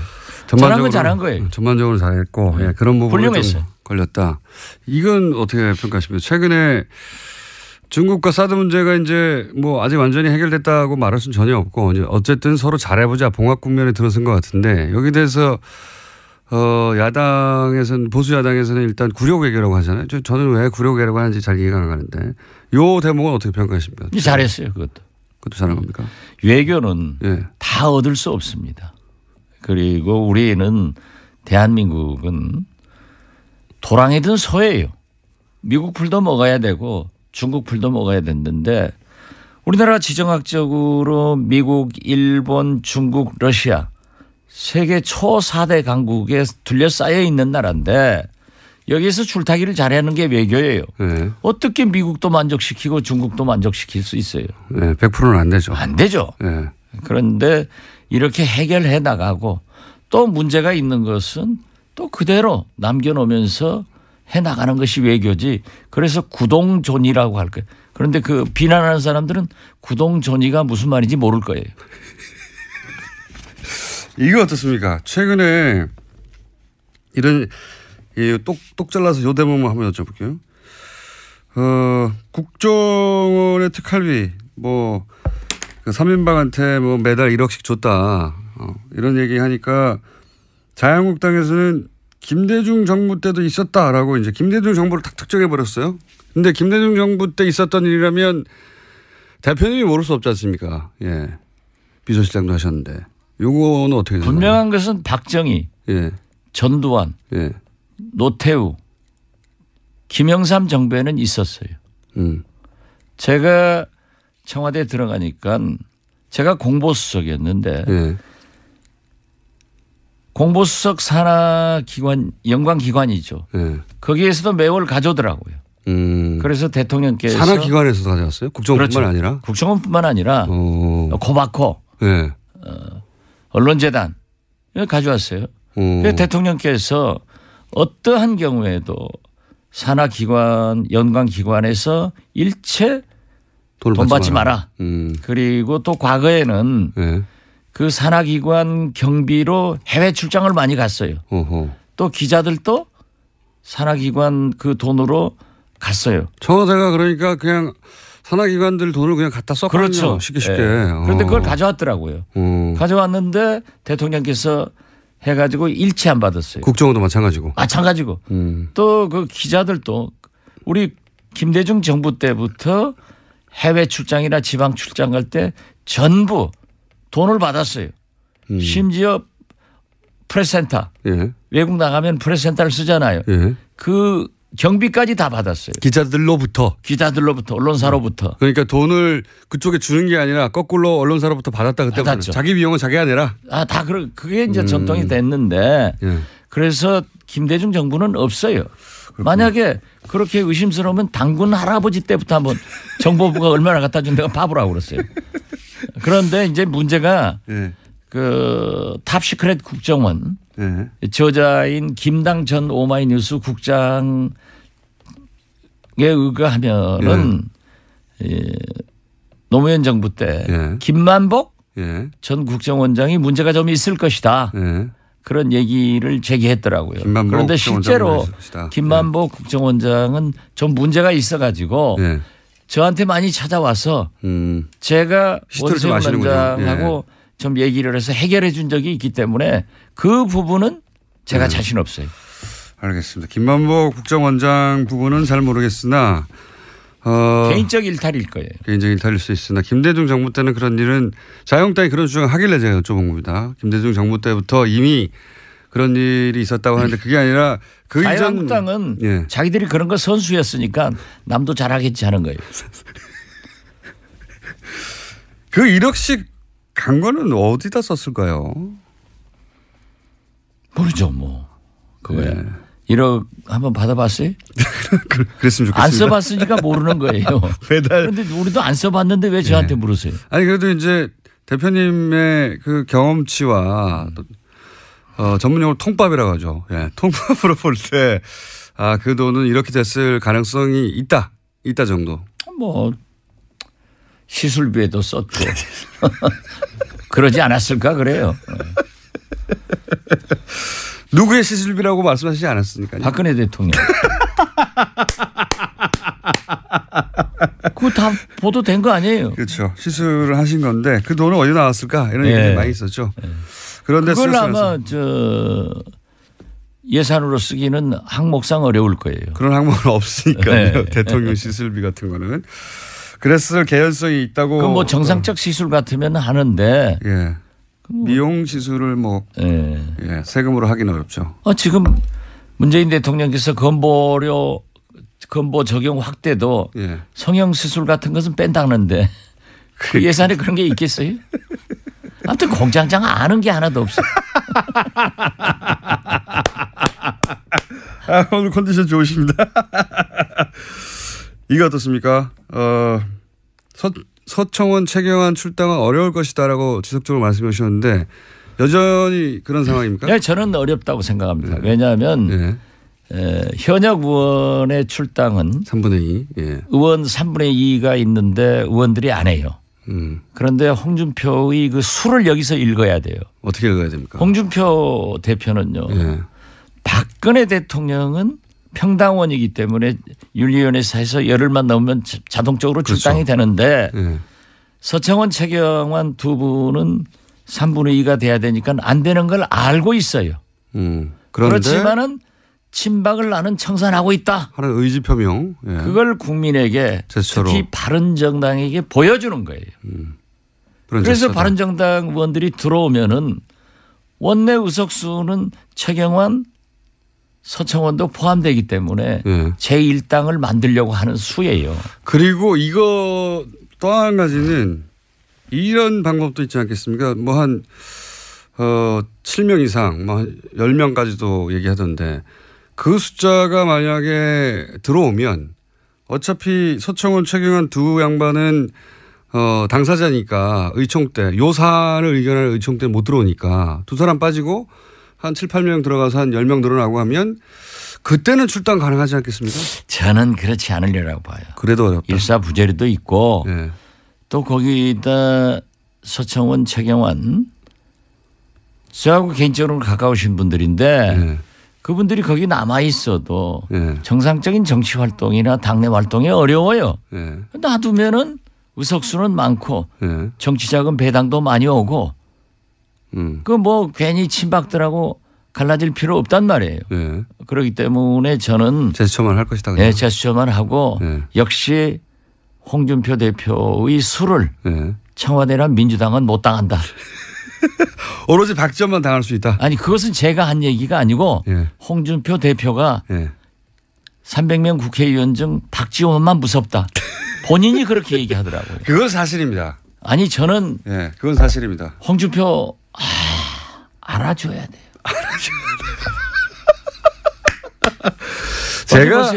어제 보세요. 대통령한테 딱 안 가다가 국회 오니까 왔으니까 여기서는 오셨네요 하니까 국회니까요. 자기가 국회의원이라는 걸 자랑한 거예요. 홍준표 대표는 국회의원 아니죠. 아닌데. 그러니까 국회를 내가 장악하고 있다. 그런 메시지다. 그 말씀 하시니까 홍준표 대표를 제가 사석에서 몇 년 전에 만났을 때 사석에서 만나면 이제 이런저런 정치인들 얘기하는데 박지원 대표님 얘기가 나왔어요. 그때. 그랬더니 대뜸 하는 얘기가 그 양반을 건들지 마라. 박지원은 요물이다. 그 워딩입니다. 사석에서 나왔던 그 양반을 건들지 마라. 그랬던 적이 있습니다. 서로 인정하는군요. 그 대목에 있어서는. 저는 뭐 홍준표를 지금 건드려봐야 제가 문재인 대통령 도와줄 필요가 없거든요. 이제이라 오랑캐의 칼로 오랑캐를 치는 거예요. 그런데 국민의당에서 녹취록이 툭 튀어나왔지 않습니까? 녹취록 이야기가. 그건 이용주 의원한테 물어보라니까 왜 자꾸 저한테 물어보세요? 대표님 다 알시지 않습니까? 상황을. 몰라요. 아시면서. 몰라요. 이 세상에 아는 걸 다 말하고 살아요? 그 녹취록이 어떻게 건네졌는지도 모른다니까요. 아시면서. 아니, 그건 가만두어도 네. 서청원, 홍준표 사이에서 불거져 나오게 돼 있어요. 예. 그런데 나무집 싸우는 게 굉장히 우리한테 이익인데 왜 거기다가 끼어들어요? 아니 이미 끼어들었지 않습니까? 녹취록이 네. 있다고. 살짝 간보기 한 거지. 제가 보기한 것이다. 불을 질러놓은 거지. 불을 질러. 근데 불이 활활 타지가 않아요. 그럼 한 번 더 지펴줘야 되는 거 아닙니까? 타게 돼 있어요. 그래요? 예, 그리고 그 불은 확 타버리면 안 돼요. 두고 타야 오래 효과가 나타나는 겁니다. 요거 하나만 확인해 주시죠. 하여튼 공장장 아는 게 없어요? 아니 나하고 진행을 바꾸는 게 나아. TBS의 청취율을 올리는 것은 박지원 공장장, 김어준 일주일도 안 되고 한 3주에 한 번씩 출연시켜 줄게요. 감사합니다.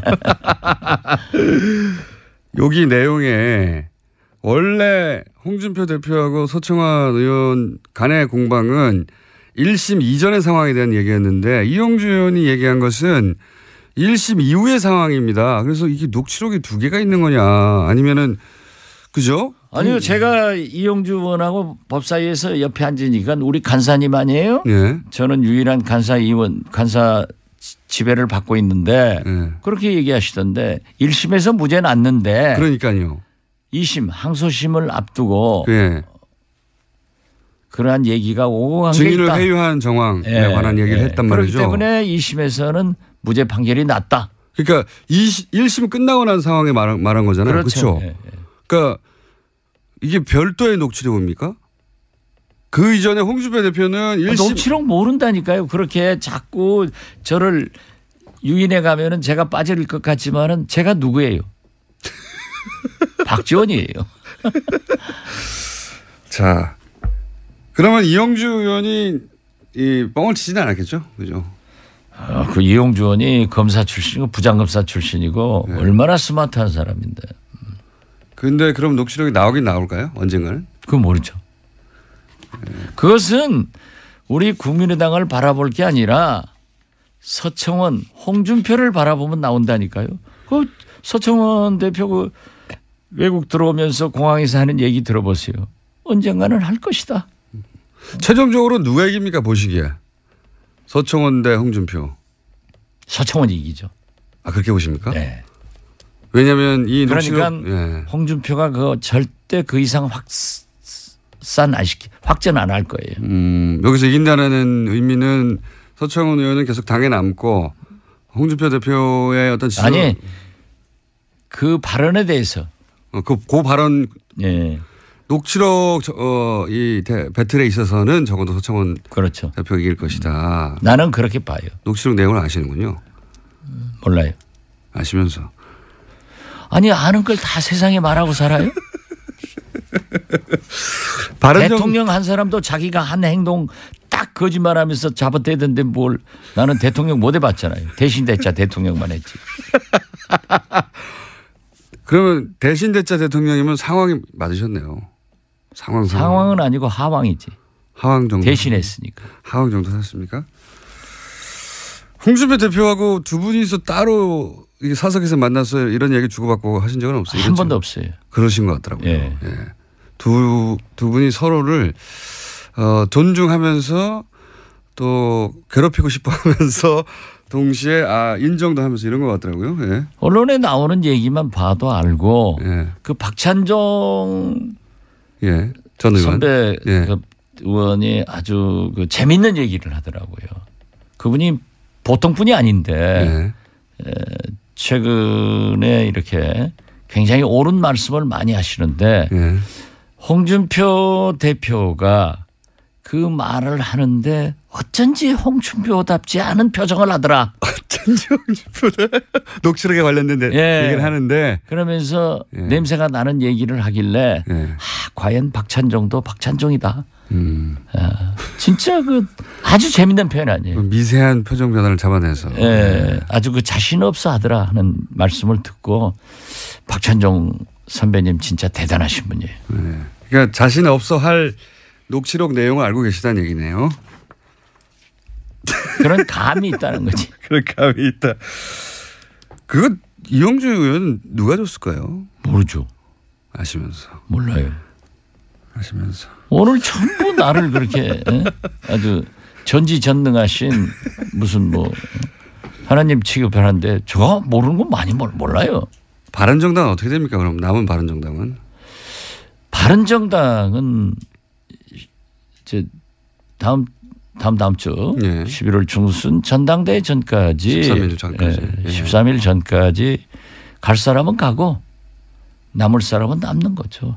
그래서 교섭단체는 무너지고 제가 볼 때는 집단 혹은 전국적으로는 흡수될 것이다. 한국당으로 많이 갈 것이다. 그렇게 봅니다. 1차 탈당하고 그다음에 추가로 탈당할 수도 있고. 그렇죠. 그래서 남는 사람은 뭐 몇 명 명 남겠어요? 한 자리씩 줄어들고.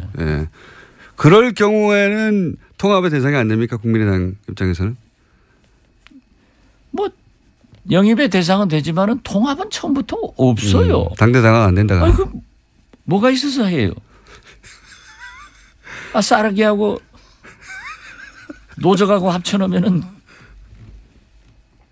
안철수 대표는 근데 통합 얘기를 계속 했지 않습니까? 뭐 오늘 아침 인터뷰한 걸 보니까 통합은 아니지만은 선거 연대 정책연합 같은 것은 가능하지 않느냐. 뭐 난 그건 가능하다고 봐요. 그리고 케이스 바이 케이스로 그죠? 그렇죠. 그리고 정책연합은 이제 법안 같은 건 지금도 자동적으로 하고 있다고요. 우리가 필요한 경우에는 적폐청산 이런 경우에는 민주당하고 하고 있고 또 우리가 또 필요한 경우에는 바른정당이나 한국당하고도 하고 있단 말이에요. 그러니까 어제 우리 김동철 원내대표가 아주 중요한 보고를 했어요. 어제 정우택 한국당 대표를 아침에 만나가지고 5.18 특별법 개정안에 대해서 한국당이 반대했는데 그걸 긍정적으로 심의하겠다. 이런 얘기를 했다는 거예요. 이건 그러면 우리가 그거 한다고 해서 한국당하고 연대 연합하는 것은 아니에요. 우리가 제3당이기 때문에 국민이 제3당은 양당제에서 극단적으로 나가는 것을 잘 조정하고 국가와 국민을 위해서 좋은 일을 하라 했는데 굉장히 좋은 일 아니에요. 이런 게 자동적으로 되는 거지.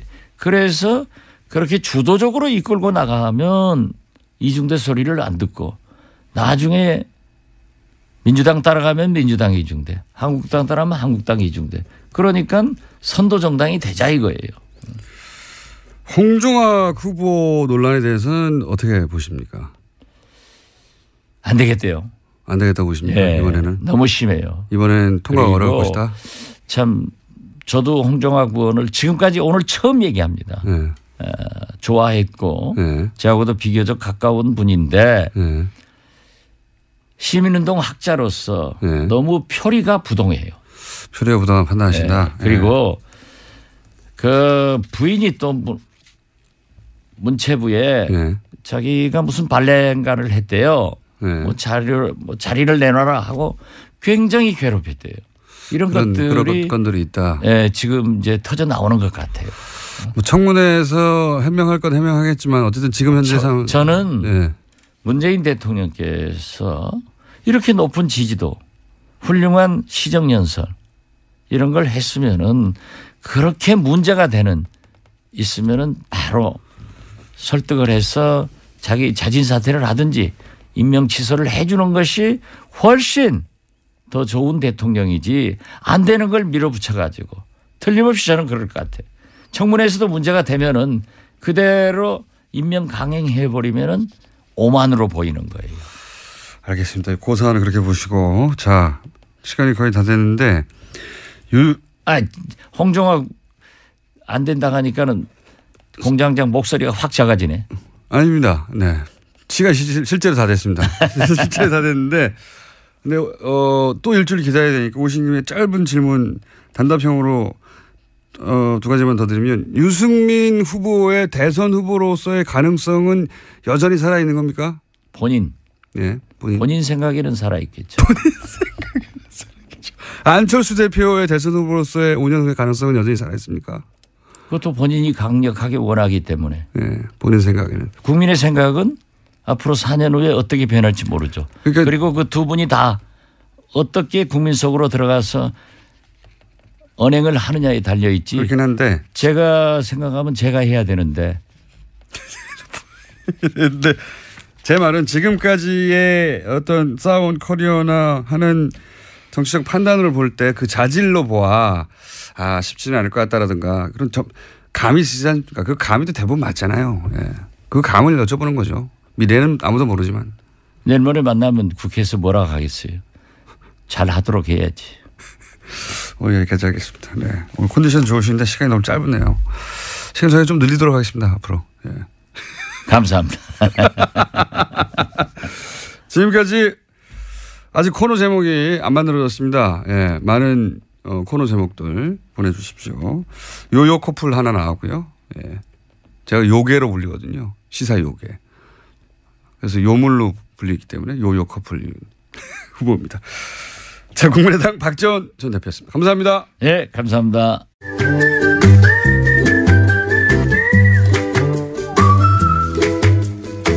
도시건축가 김진애 박사님 나오셨습니다. 안녕하십니까? 네, 안녕하세요. 네. 오늘 저희가 시간을 약속한 만큼 확보했습니다. 거짓말도 잘 둬요. 원래 확보한 거는 원래 약속이 17분이었어, 1년 전에. 근데 점점 줄더니 이제는 12분만 돼도 막 그냥 생색을 내시는 이 공장장. 10분이 넘어가겠습니다. 더군다나 특히 목요일 날은 글쎄 이걸 표현을 어떻게 하면 하여튼 블랙스타들이 너무 많이 나와. 블랙스타들이 김성태, 박지원 블랙스들이 너무 많이 나와가지고 저는 그냥 완전히 쪼그라져 있는데 시간마저 쪼그라들면은 너무 그렇습니다. 네. 밖에서 기다리시면서 박장대소를 하면서 방송을 들으시니까. 네. 재밌어요. 자, 권력과 건축 이런 주제로 지금 몇 주째 하고 있는데 지난주에는 이제 노무현 전 대통령까지 왔습니다. 봉화사저. 봉화사저에 대해서 얘기를 했죠. 사실 지난번에 얘기하고 난 다음에 오신 분도 많고요. 메시지도 엄청나게 받았고요. 또 책 쓰자고 또 그러는 사람도 뭐 하든 간에 굉장히 많이 받고요. 많은 분들이 또 그 두 분의 하여튼 너무 일찍 가심과 그 두 분의 케미에 대해서 굉장히 좀 반가워하고 많이 그러셨어요. 근데 두 분의 이제 그 궁합을 얘기를 드렸는데 그러니까 지난번에 전 대통령도 건축하신 분도 돌아가셨으니까. 예. 봉화사저를 이제 설계할 건축가를 고를 때 물론 건축가가 물론 건축주의 마음에 들어야 됩니다. 그거는 이제 제가 지난번에 얘기 드린 면접을 봐서 면접했을 때 이거는 불편한 집이 되는 게 좋다. 이게 이제 참 특이한 말씀이에요. 거기에 이제 꽂힌다는 대통령도 이상하거든요. 두 사람 다 좀 이상합니다. 집이 불편해야 돼. 그랬더니 맞는 말이다. 두 양반 다. 그런가 하면은 솔직히는 뭐 건축주도 건축가 마음에 들어야 됩니다. 사실은 이게 사실은 돈만 받는다고 설계할 수 있는 건 아니거든요. 자기 건축 철학을 이해해 주는 사람하고 일하고 싶죠. 그럼요. 근데 이제 노무현 대통령은 왜 정기영 선생의 마음에 들었을까? 거꾸로 이번에는 그거는 이제 바로 이거예요. 마을이라는 얘기를 하신 겁니다. 이거는 뭐냐면 내 집을 짓는다는 것보다도 내가 마을에서 여러 가지 일들을 하고 싶다. 그 마을의 베이스 캠프가 됐으면 좋겠다. 이런 말씀을 하신 거예요. 그러니까 또 이제 정기영 선생님 또 완전 꽂혔죠. 이게 뭐냐? 거기가 제가 가본 경험으로 말씀드리면 저는 이제 부엉이 바위도 올라가 보고 전체 보고 싶었어요. 전체 소위 마을이 어떤 구도인지 그리고 이제 사저 한창 괴롭힘을 당하실 때 그 사저와 경호동 사이 이어지는 길목에서 담배를 피셨잖아요. 그게 사진이 잡히고 했는데 일부러 그 자리에 가서 담배도 펴보고. 근데 굉장히 이상합니다. 동네가. 어떤 의미에서 이상하냐면 그러니까 정말 마을이에요. 좀 뭐라고 표현해야 될까요?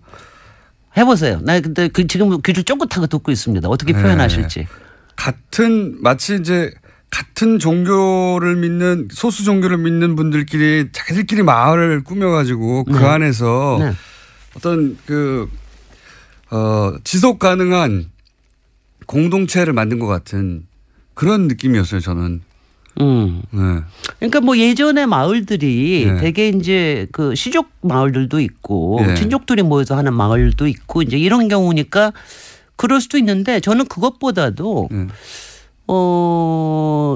그러니까 제가 처음 가본 거는 아직 대통령 살아계실 때예요. 그 뭐 이제 봉화 얼만큼 저기 안 했을 때. 그러니까 제가 대통령 마을이라고 그럴 때 갖고 있는 이제 이런 인상 같은 게 있습니다. 대통령 마을 같은 건 없죠. 아니 그런 건 이제 대통령이 네. 살았을 것 같은 마을. 뭐 이제 우리나라 그건 이제 대체로 머릿속에 생각하고 있는 거는 우리나라에서 옛날에 왜 좋다 풍수적으로 좋다고 얘기하는 거를 상상을 해요. 그러니까 남양 바르고 양주 바르고 뒤에 산이 있고 아주 환하고 막 뭐 이러면서 앞에 물도 있고 뭐 이제 굉장히 그리고 포근하고 이런 거를 생각을 하고 갔어요. 근데 정말 제가 생각한 데랑 완전히 달라요. 저는 솔직히 처음에 봉화에 갔을 때 그 충격을 잊지를 못해요. 어떤 의미의 충격? 왜냐면 그게 서로 어떤 건지 모르겠는데 마을 자체가 아니라 거기 처음에 가셨을 때 아마 그냥 보나마나 이제 우리 총수께서는 그냥 마을로 쑥 들어가셔서 저 주차장에다 주차하고 들어가셨을 거예요. 아니 그때 저는 그러지 않으셨어요? 걸어서 들어갔어요. 그거는 굉장히 저는요. 그 봉화마을 그 들어가는 입구에 중공업지대 있지 않습니까? 공장 동네가 있는데 거기다 세워놓고 걸어서 들어갔거든요. 근데 걸어서 들어갈 때 그게 완전히 달랐습니다. 이게 뭐냐면은요. 이게 뭐냐면은 이게 그러니까 스쳐가는데 이게 뭔가가 흐르는 데입니다. 모여 있는 우리가 보통 마을이라고 하면은 뭐가 모여 있는 데라고 생각을 하는데 이게 흘러갑니다. 저는 왜냐하면 그게 굉장히 이렇게 신기하더라고요. 저는 또 한 가지 인상적이었던 건 참 총구석까지 왔다. 네. 정말 총구석이죠. 근데 지금은 지금은 총구석이 아니죠. 지금은 근데 그때로부터 지금은 진영 시야 안에 속해 있으니까. 근데 이게요. 이제 보통은 마을 들어가면 이렇게 앞으로 가가지고 이렇게 쭉 펼쳐지는데 이건 옆으로 들어가잖아요. 옆으로 맞습니다. 들어가면서 그게 뒤에도 산이 있고 앞에도 산이 있어요. 근데 맞아요. 앞에 산 이름이 뭔지 아세요? 우리가 사자바위, 봉화산, 사자바위, 부엉이바위는 알지만 그 앞에 있는 산 이름이 모릅니다. 없어요. 없어요. 그리고 그냥 그 동네에서는 뭐라고 부르느냐 하면은 뱀산이라고 불러요. 산 이름이 아예 없기도 합니다. 산 이름이 아예 안 나와 있더라고요. 근데 왜냐하면 높지가 않으니까. 근데 이게 이렇게 흘러갑니다. 근데 대체로 옛날에는 그런 산이 있을 때는 사람들이 이름을 용산이라고 많이 붙였어요. 너무 작으니까 뱀. 근데 작으니까 뱀인데 이게 흘러가는 굴곡이 보이는데 저는 산세를 보고 그런 느낌. 산세를 보는 산세와 그 앞에 쭉 펼쳐져 있는 평야, 노란 평야 이게 그리고 가운데로 확 이게 흘러갑니다. 그게 저는. 야, 이건 정말 그러니까 뭔가 기가 흘러간다라고 하는 그런 느낌을 저는 받았어요. 그래서 굉장히 신기했는데 그 뱀산이 그래서 솔직히는 이제 풍수하시는 분들이 이 마을을 굉장히 많이 해석을 하셨습니다. 여기에 이제 그러니까 제가 이제 풍수 얘기하면 자칫하겠는데 그 얘기만 나오니까. 근데 이 얘기만은 이게 기가 흘러가는 데는 맞아요. 모이는 곳보다 흘러가는 거. 그다음에 뱀이라고 하는 게 용이 아니다. 용은 완성된 거지만 뱀이라고 하는 거 아직도 뭔가 되려고 꿈틀대는 데다.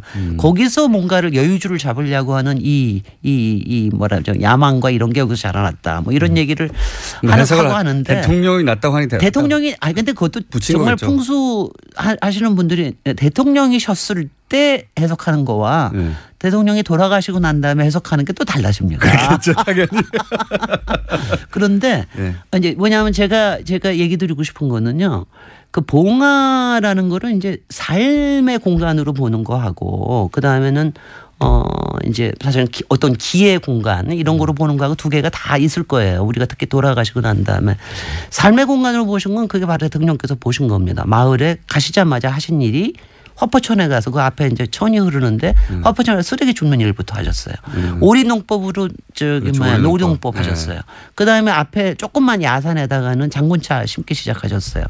그리고 여기가 감이 유명하니까 감 가지고 뭐 어떻게 영농조합을 해볼까 뭐 이런 등등의 그러니까 마을의 어떤 말하자면 새로운 미래 이런 거를 좀 만들어 보려고 하는 이런 삶의 공간으로서의 봉화에 대한 생각 그다음에는 제가 앞에 얘기한 대로 이게 확실히 기가 있습니다. 그러니까 어느 마을마다 어느 공간마다 기가 있거든요. 그 기가 저는 이렇게 생각하게 돼요. 왜냐하면 저는 제가 노무현 대통령을 좋아하고 이런 이유가 뭐냐면요. 제가 앞에서 흘러간다고 하니까 본인이 내가 이걸 다 담을게라는 얘기를 하신 적이 한 번도 없습니다.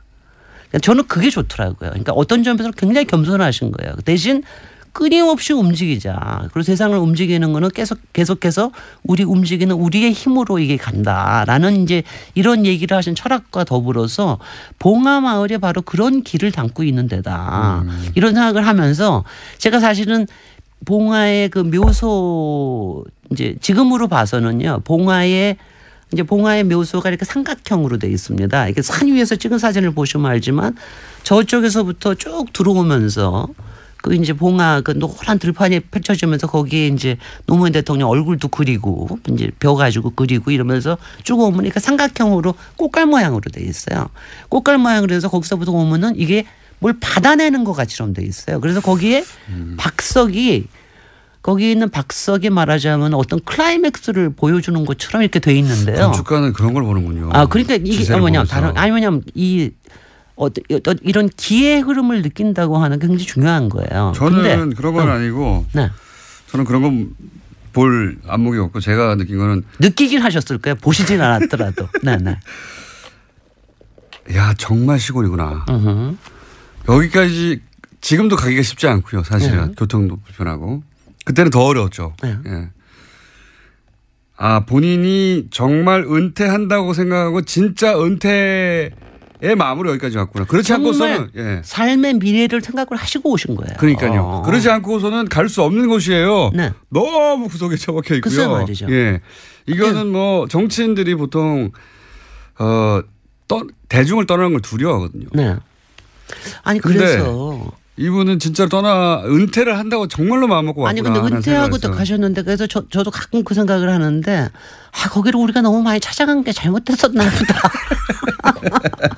아니 왜냐하면 저는 처음 찾아갔을 때 봉하마을을 찾아갔을 때 이제 쭉 걸어 들어갔는데 마침 그때 대통령이 나오셔서 아직 거기 모두 없고 그럴 때 나오셔서 이제 헬로우 뭐 이런 거 이제 국민들 만나시고 그럴 때였는데 정말 행복해 보이셨거든요. 그러니까 그래 또 동시 생각한 게 대통령 재임 기간에 본인이 가진 모든 에너지를 다 썼고 할 수 있는 본인이 후회 없이 할 수 있는 바를 다 했다고 생각했고 그래서 이제는 그거는 끝났고 삶의 그 단락은 끝났고 이제는 은퇴해서 자연인으로 이 동네를 내가 가꾸면서 동네 이장처럼 정말 은퇴한 삶을 그렸구나 이런 느낌을 받았어요 저는. 그래서 제가 이제 시간이 얼마 없어서 그래도 중요한 포인트 얘기는 하나를 해야 되겠어서 2분 남았어요. 제가 이제 2분 남아서 제가 하는 게 이제 봉하에 가실 때요. 뭐 봉하 사절을 간다, 묘소에 가신다 이런 생각보다도 그냥 봉하 가시는 거로 생각을 하십시오. 봉하라는 마을 자체를 보면. 그러니까 아까 제가 묘소 얘기도 했는데 그 박석이라는 게 지금 사실은 이제 디자인적인 측면이나 기가 흐르는 거 보면 거기가 클라이맥스예요. 뭔가 있고 이제 거기에서 뭔가 그러니까 거기서부터 연결되는 선도 생각하십시오. 그리고 봉하에 가실 때는 절대로 주차장까지 가지 마시고 입구에서 거기서부터 걸어가시는 게 굉장히 좋아요. 그러면 이제 이게 무슨 길일까, 뭐가 이게 여기에서 흘러가는 게 뭘까라고 하는 게 느껴집니다. 그래서 저는 뭐랄까 독특합니다. 공간이. 아니요, 그거는요. 그러니까 그걸요 우리가 말을 못하지만 길한 어느 공간에나 기가 있습니다. 그리고 대통령께서 과학적으로는 자기장입니까? 어저께 들었습니다. 뭐 자기장과 여러 가지가 있을 거예요. 그게 사실은 이제 풍수에서 얘기하는 게 햇볕과 바람과 물 이거의 관계에서 일어나는 거니까. 근데 저는 그게 이제 이런 거라고 생각해. 길하는 거를 무슨 우리가 뭐 나쁜 거나 무슨 미신적인 이게 아니라 우리가 공간에서 느끼는 어떤 에너지입니다. 그리고 자기의 충동이에요. 그래서 그거를 봉하를 생각을 하실 때는 봉하 가는 길에 그 마음이 어떤 건가. 그리고 봉하를 떠올릴 때 그 마음을 생각을 하시면 참 좋겠고요. 또 딴 얘기 좀 하고 싶은 거는 많은데 여기까지만 할래요. 왜냐하면 이 얘기가 굉장히 중요하기 때문에. 그래서 저는 제가 가령 이제 제가 어디를 갈 때 우리가 봉하라고 하는 걸 간다는 자체보다도 봉하를 그리는 마음, 봉하를 가는 마음 이게 굉장히 우리가 공간에 대해서 갖는 우리의 굉장히 좋은 태도라는 생각을 합니다. 그러니까 노무현 전 대통령을 좋아하셨던 싫어하셨던 제가 보기에는 그 공간을 한번 가볼 만하다. 그럼요. 굉장히 다른 느낌이 있습니다. 기까지는 모르겠고 여긴 정말 이상하다 이런 느낌 확실히 왔습니다. 신비롭기도 하고요. 각자 그 느낌은 다르겠지만 다르긴 합니다. 확실하게. 자, 오늘 여기까지 듣겠습니다. 도시건축가 김진애 박사였습니다. 감사합니다. 안녕. 안녕. 여기서 이제 전후 맥락을 얘기하지 않고 여론조사만 자꾸 보도하니까 여론조사 할 수 있지 않냐 얘기하는데 전후 맥락은 그겁니다. 당시에 유승민과 같은 배신자들을 다 찍어내고 본인에게 진실되게 충성한 사람만을 따로 골라서 대구 경북에 당선되도록 만들겠다고 하는 대통령 의중이 들어간 선거 개입용인 겁니다. 이게 말하자면. 자, 그런 겁니다. 예. 다음 뉴스는요. 네, 우병우 전 민정수석과 추명호 전 국정원 국장이 지난해 7월에서 8월 집중적으로 통화했다라는 JTBC 보도가 있는데요. 그 당시에는 이석수 전 특별감찰관이 우 전 수석의 처가 부동산 매각과 관련해서 감찰에 들어갔을 때입니다. 계속해서 모르는 사이다, 잘 보고하지 않았다라고 하고 있는데요. 전화통화 내용까지 나온 겁니다. 기록까지 나온 겁니다. 네, 인정하지 않았죠. 추명호 전 국장이 자기 전화번호는 아니라고. 예. 근데 다른 청와대 직원의 이 번호가 추명호 전 국장 이름으로 저장되는 바람에 들킨 거죠. 예. 추명호 전 국장은 명백한 최순실 라인이라고 예. 아주 오래전부터 언론에 보도되어 왔었는데 근데 추 국장하고 우 전 수석하고 이렇게 수백 통이나 단기간 내에 통화할 정도의 사이인데 네, 3주간 수백 통 했다라고. 예, 하루 10통씩 했다는 거 아닙니까? 예. 추 국장이 최순실의 존재만 우 수석에게 비밀로 했다는 거 아닙니까? 이렇게 되면. 예. 우 수석은 자기는 최순실의 존재 자체를 몰랐다고 계속 얘기하고 있으니까요. 믿는 사람은 뭐 대한민국에서 거의 없는 걸로 보이긴 합니다만 정황 증거 같은 것이 하나 더 나온 거죠. 예. 자, 리얼미터 해야 되기 때문에 예. 제목 정도 스르륵 훑어볼까요? 예. 네, 블랙리스트 항소심 진행 중인데요. 이와 관련해서 어제 김기춘 전 비서실장이 청와대 캐비닛 문건 관련해서는 이것이 문제가 있다라는 주장을 했는데요. 조윤선 전 장관 쪽에서도 상당 부분 문건이 가려져 있기 때문에 이것은 증거로 쓸 수 없다라는 취지의 주장을 했습니다. 가려달라고 한 건 박근혜 전 대통령 쪽에서 가려달라고 한 거예요. 심지어 특검에서 다 봤다라고 하는데 왜 이렇게 문제 제기하는지 모르겠다라고 반박했습니다. 특검 쪽에서요. 자, 크게 신경 쓸 내용 아닌 거고요. 다음 뉴스 제목. 네, 미국 국무부가요. 네. 조셉윤 대북정책 특별대표를 통해서 유엔 북한 대표부와 접촉하고 있다고 로이터 통신이 보도했습니다. 네, 미국이 물밑에서 북한과 접촉하는 게 아니냐는 이야기는 저희가 오랫동안 해왔죠. 예, 이번에는 좀 더 구체적으로 나왔습니다. 직접 말을 했으니까요. 예. 조셉윤 대표가 북미 대화에 나서겠다 이런 얘기를 구체적으로 한 것이고. 예, 북한이 2달간 도발을 중단하면 북한 미국 간의 대화를 나서겠다라는 구상을 러시아에 전달했다라고 합니다. 2달 이미 됐는데요. 예. 그러니까 저희가 한 달 전인가요? 2달 전인가요? 러시아 역할이 부상할 수 있다는 얘기를. 최선희 국장 같은 경우도 계속 가고 있고요. 러시아를. 우리도 뭐 러시아와 접촉이 계속 있어서 러시아가 중국 대신에 중국이 지금 우리하고 뭐 사드나 이런 문제로 좀 소원했지 않습니까? 그래서 러시아한테 그런 역할을 맡길 건가 보다 했는데 그래 왔던 것 같습니다. 러시아가 이걸 중간에서 역할을 하고 있었다는 뉴스가 나온 걸로 보아 뉴스공장의 분석은 항상 맞다. 아, 그런 결론으로 가실 거라고 깜짝 놀랐습니다. 네, 저희가 예상했지 않습니까? 자, 네. 여기까지. 시사인의 김은지였습니다. 감사합니다. 네, 바로 이어서 리얼미터 그것마저 알려주마 리얼미터 권순정 조사실장 나왔습니다. 네, 안녕하십니까? 안녕하십니까? 네, 빨리빨리 진행해 보죠. 네. 네, 거의 뭐 해봤자 뭐 1% 2%니까. 네. 좀 이번엔 좀 많이 올랐네요. 아, 그래요? 네. 네. 자, 그러면 빨리빨리 해보죠. 대통령 지지율 어떻습니까? 예, 지난 4주 동안 거의 변동이 없었죠. 네, 뭐 0점 몇 프로 올랐다 내렸다. 예, 이번 주에는 2.2%포인트 올라서 69.4%가 되었습니다. 예, 부정평가는 27%에서 25.4%로 떨어졌고요. 추세가 어때요? 그러면 예를 들어서 추세가 수요일 네. 어제 일간 집계는 어떻습니까? 네, 그래서 어제 시정 연설이 있었죠. 여론 주목을 많이 받았는데 어제는 일간 집계가 71.7%까지 올랐습니다. 반만에 좀 올랐네. 한 네. 9월 4일 이후에 약 2개월 만에 처음으로 70%대를 다시 돌파를 했고요. 리얼미터 기준으로. 예, 네. 그리고 보수 중도 지금 분석을 해보니까 이념 성향이 다 올랐더라고요. 네. 그리고 영남과 2.2%입니다. 수도권 포함해서 다 올라서 전체적으로 보합세에서 약간 상승세. 약간 이제 강보합세라든지 그렇게 봐야 되지 않을까 싶습니다. 떨어질 때 0점 몇, 뭐 올라갈 때 2, 뭐 이런. 예, 뭐 다른 여론조사에서는 상당히 많이 큰 폭이 있는데 저희 리얼미터 같은 경우는 매일매일 하다 보니까 그렇게 크게 변화는 없습니다. 근데 2.2% 정도 추세가 약간 상승세, 약간 그렇게 봐야 될 것 같습니다. 민주당도 역시 약간 상승세 올랐습니다. 1.7%포인트 올라서 50.9%를 기록했고요. 지난주까지는 40%대였는데 다시 50%대로 올라섰습니다. 자유한국당은 아무래도 좀 떨어졌긴 좀 시끄럽습니다. 예, 자유한국당은 친박 출당을 둘러싸가지고 많이 갈등이 전폭되고 있지 않습니까? 그리고 국정원 특활비 청와대 상납 의혹 이것도 역시 많이 일부 영향을 미치고 있지 않나 싶은데요. 어제 일간 집계로 어때요? 추세상. 어제 일간 집계에서는 상당히 많이 떨어졌습니다. 어제 일간 집계에서는 15.3%까지 하락을 했습니다. 좀 많이 떨어졌네요. 네, 15.1. 네, 그렇습니다. 국민의당, 정의당 같은 경우는 각각 0.7%, 1.0%포인트 오른 6.6%, 5.7%였어요. 거의 변화가 없는 가운데 조금씩 오르는 이제 경향을 보이고 있고요. 바른정당이 좀 크게 약세를 보이고 있습니다. 그럴 수밖에 없겠죠. 지금 당이 존립이 가능하냐 마냐는 상황이니까. 떨어진 포인트는 그렇게 많지 않지만 4.4%를 기록했는데요. 그 7개월 만에 최저치로 하락했습니다. 특히 31일 화요일 일간 집계에서는 3.9%까지 떨어졌고요. 그러니까 지금 분당 위기에 있기 때문에 이런 부분들이 반영이 되고 있지 않나 싶습니다. 그건 뭐 예상 가능했던 수치고요. 대통령이 뭐 60이나 70이나 그게 그겁니다. 예.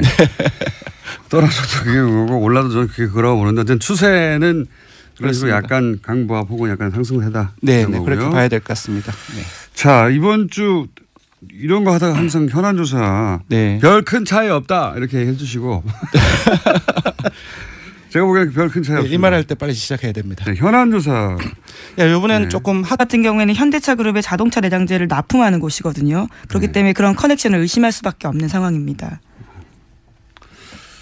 자, 이것도 뭐 재수사 대상이 될 수도 있겠네요. 갑자기 태어난 거 보니까 10년 전 사건인데 그때 당시 이제 이미 새누리당의 가장 유력한 대선 후보였었죠. 한나라당 당시로는. 네. 그렇게 10년 만에 다시 나오네요. 이명박 전 대통령 관련 사건들은 최소한 10년짜리들이 많습니다. 최소한. 다스는 계속해서 매출 규모를 키워서요. 현재는 해외 매출까지 합치면 2조 원가량이 된다라고 합니다. 서울시장 되고 나서 2배 뛰고. 또 눈부시게 뛰었고요. 또 대통령 재직 기간 또 눈부시게 뛰었습니다. 6배인가 뛰고 하고 이렇게 참 훌륭하신 분이에요. 자, 앞으로도 계속 뉴스가 나오겠죠. MB 피난민은. 자, 다음 뉴스는요. 네, 국정원 댓글 수사를 방해했다는 혐의로 수사를 받다가 숨진 채 발견되었던 국정원 소속 변호사에 대한 이야기 전해드린 바 있는데요. 이와 관련해서 오늘 아침 한겨레 신문이 새로운 소식을 보도했습니다. 같은 혐의로 조사를 받았던 이재영 검사가 숨지기 전 이 변호사와 수차례 통화했다라는 건데요. 이 검사가 해당 변호사를 회유하려 한 게 아니냐라는 의혹이 나오고 있다고 합니다. 그때 뭐 통화만 한 거 가지고는 내용을 알 수 없으니까요. 통화를 할 수도 있겠죠, 당연히. 같은 사안으로 조사를 받던 상황이니까. 이제 여기서 사실은 유가족 입장도 들어봐야 되는데 유가족이 이럴 경우에 이제 잘 취재에 응하지는 않는데 통상 유가족은 자살을 정말로 했다고 하더라도 대부분 유가족들은 받아들이기 힘들어 하죠. 그래서 갑작스러운 죽음이기 때문에요. 자살할 이유가 없다고 이렇게 말하기 마련이긴 합니다만 유가족 관점에서 의심스러워할 대목들이 있을 겁니다. 네. 그 부분 확인해 봐야 될 것 같고요. 그만하니까 생각나는데 매우 특이하게 이런 류의 죽음에 대해서 자살이 맞다고 유가족이 거꾸로 이야기해 준 제가 기억하는 거의 유일한 케이스가 소위 마티 자살 사건이죠. 그때 자살이 맞다는 뉘앙스로 오히려 의혹을 해명하는 역할을 부인이 했었죠. 네, 근데 그 건 같은 경우에는 최근에 국정원개혁발전위원회가 발표를 했었는데요. 또 자살이 맞다 이런 결론이 나오긴 했습니다. 문서상으로는 특이점이 없다. 자살이 맞는 것 같다라고 했는데 예를 들어 그게 블랙 오퍼레이션 흔히 말하는 였다면 뭐 거기 써 있을까요? 여하간 저희가 방송을 시작한 이후로도 이런 류의 자살이 굉장히 많았는데요. 관심을 가지고 계속 저희는 지켜보고 있습니다. 유가족도 접촉을 한번 해보고요. 자, 다음 뉴스는요. 네, 국정원 특활비 관련된 수사가 계속 진행되고 있습니다. 이번에는 청와대가 지난해 4.13 총선을 앞두고 새누리당 내 경선 등과 관련해서 비공식 여론조사를 했다라는 건데요. 이와 관련해서 5억 원이 들었는데 그 돈을 청와대가 아닌 국정원에서 냈다라고 합니다.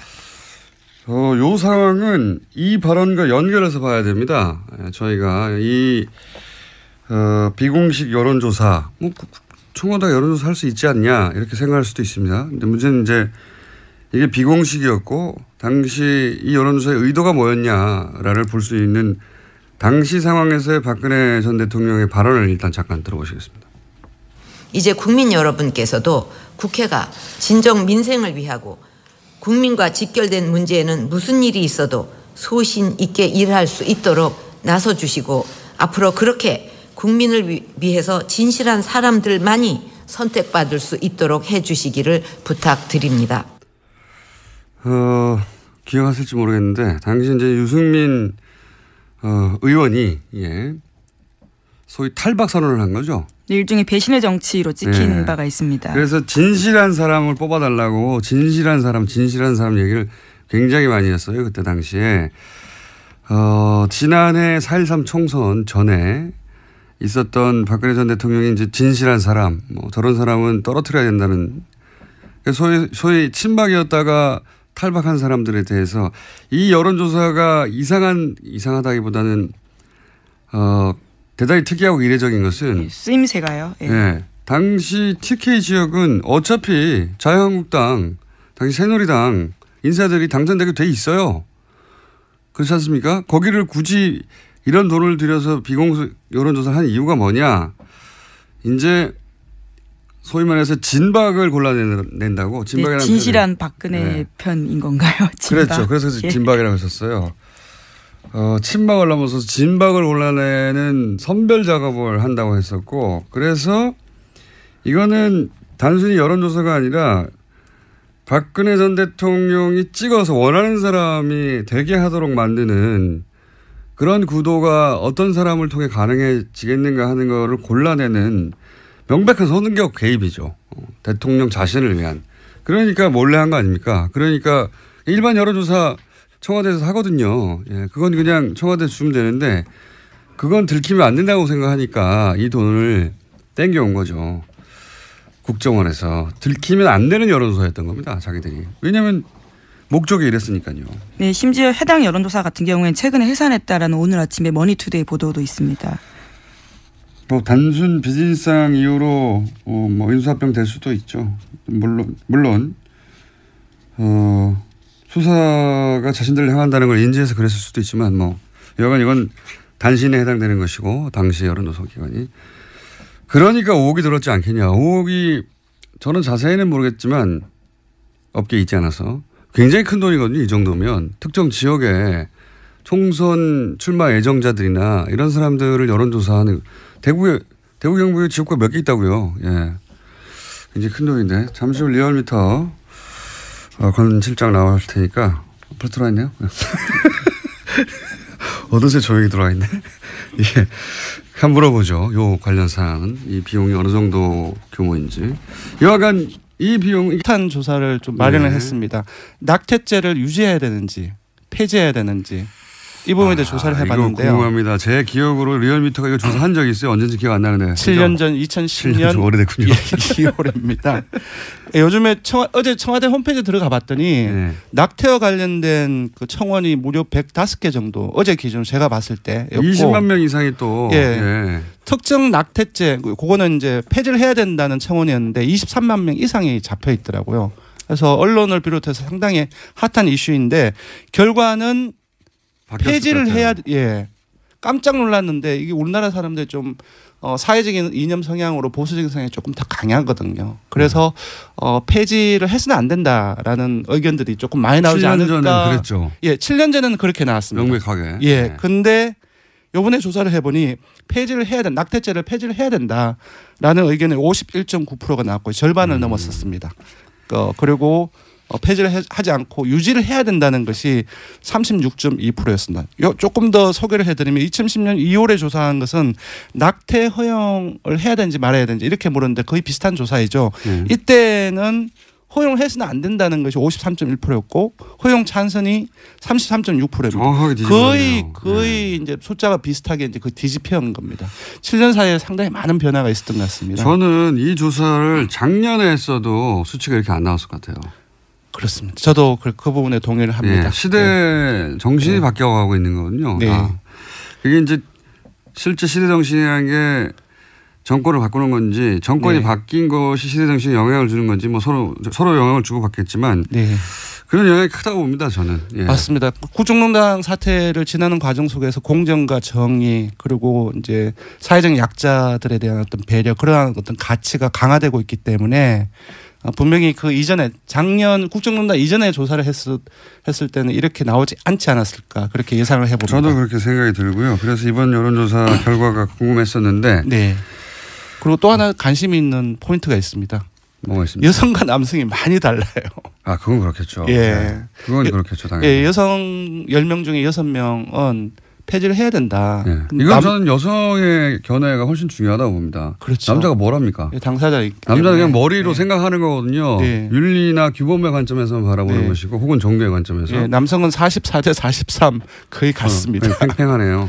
그런데 더 놀라운 것은 보수층을 포함해서 중도 진보 모든 이념 성향에서 폐지를 해야 된다는 의견은 더 많이 나왔습니다. 시대 정신이 바뀐 거죠. 예, 지역도 부산, 울산, 경남 제외하고 연령도 60대 이상을 제외하고 모든 연령층에서 폐지를 해야 된다라는 의견이 많이 나왔습니다. 불경 60대 이상. 예. 자유한국당 지지층을 제외하고는 사실상. 근데 자유한국당 이건 정당이 그렇게 중요하지 않아서 뺐는데요. 자유한국당 지지층에서도 폐지를 해야 된다는 의견이 더 많이 나왔어요. 그렇군요. 시대가 확실히 바뀌었군요. 네. 요게 사실 요 낙태와 관련한 이슈는 미국 민주당과 공화당의 그렇습니다. 수십 년 된 그렇습니다. 예. 어떤 정당을 지지할 것인가의 바로미터 같은 이슈거든요. 종교라든지 사형제도라든지 이런 항상 나오죠. 이슈 같은 경우는 사실상 첨예하게 갈리기 마련인데 그렇습니다. 뭐랄까요? 이런 여론조사를 보다 보면 최근에 이제 미국의 상황을 보다 보면 미국을 참 부러워했었어요 예전에. 예, 미국이 여러 가지 사회 제도나 정치 시스템이나 아니면 이런 이슈를 다루는 어떤 정도 눈높이가 참 앞서간다 이렇게 생각했는데 우리나라도 많이 바뀌고 있죠. 이 조사 결과를 보면 뭐랄까요? 미국이 참 후져져 보여요. 대통령도 그렇고 점점. 그럼 우리나라가 더 나아져 보이나요? 부럽지 않다. 예. 뭐 딱 낙태 이슈 하나를 가지고 말하는 게 아니라 전반적인 상황들이. 네, 그렇습니다. 그렇습니다. 자, 한 가지만 더 여쭤보고 요거 조사 개요 말씀해 주세요. 5억 이런 거 있잖아요. 네. 이 비용이 엄청 큰 거죠. 근데 이제 제가 듣기로는 작년 4.13 총선 이전에 당내 경선과 관련해서 조사를 했다고 들었고 그러니까요. TK 지역이라고 되게 들었어요. 근데 TK 지역의 선거구가 총합이 한 21개 정도밖에 안 됩니다. 근데 그걸 다 하지는 않았을 거예요. 다 했다 하더라도 5억이 너무 많잖아요. 제가 볼 때는 친박 중심으로 했다고 한다면 10개 내외가 아닐까 싶은데 보통 여론조사는 전화면접 조사가 가장 비싼데 1000명 조사를 할 경우에는 전화면접 조사라 해도 한 건에 1,500만 원 정도 내외입니다. 시장 가격이. 예, 시장 가격이. 그러면 도대체 5억이면 1,500만 원이면 어떻게 되는 그러면 한 30개 정도를 할 수 있는 거죠. 그 비용을 다 준다 할지라도. 근데 이 조사 같은 경우는 전화 면접으로 과연 했을까? 자동응답을 많이 했을 가능성이 높다. 왜냐하면 그 A 업체가 본인이 직접 여론조사가 아니라 하는 곳이 정치 컨설턴 하는 회사이고 그런 경우는 외주를 주고 또 외주 비용은 되게 싸게 돌리거든요. 그런 것들을 감안했을 때 여론조사에 들어가는 비용은 더 낮지 않았을까. 다른 비용이 크다. 다른 비용이 훨씬 큰데 그렇다고 한다면 그 부분을 정치 컨설턴을 위한 비용인지 아니면 또 다른 비용이 있는지. 부러운 거예요 지금. 부럽습니다. 왜냐하면 만약에 이 정도 비용이라고 한다면 아마 리얼미터가 이걸 만약에 했다고 한다면 빌딩을 샀을 것이다. 부자가 되지 않았을까. 조사 결과는요? 예, 조사 개요는 이번 주중조사는 TBS 의뢰로 전국 19세 이상 성인을 대상으로 월요일부터 수요일까지 무선 80%, 유선 20%, 전화 면접 자동 응답 혼용으로 실시했고 최종 응답자는 1,522명이었습니다. 표본 오차는 95% 신뢰 수준 플러스 마이너스 2.5%포인트, 응답률은 5.2%, 정당 간 통합 죄송합니다. 낙태죄 유지 폐지 조사는 TBS 뉴스공장 의뢰로. 안녕하세요, 김호준입니다.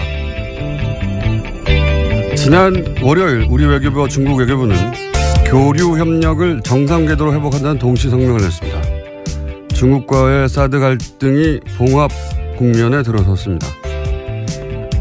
야당에서는 굴욕 외교라고 비판을 합니다. 한마디로 중국의 경제보복으로 우리 기업이 입은 경제적 손실에 대한 보상, 사과를 받아냈어야 한다는 겁니다. 그런데 사드 배치로 인한 중국의 보복은 없다고 강조하고 또 강조했던 게 박근혜 정부 아니었습니까?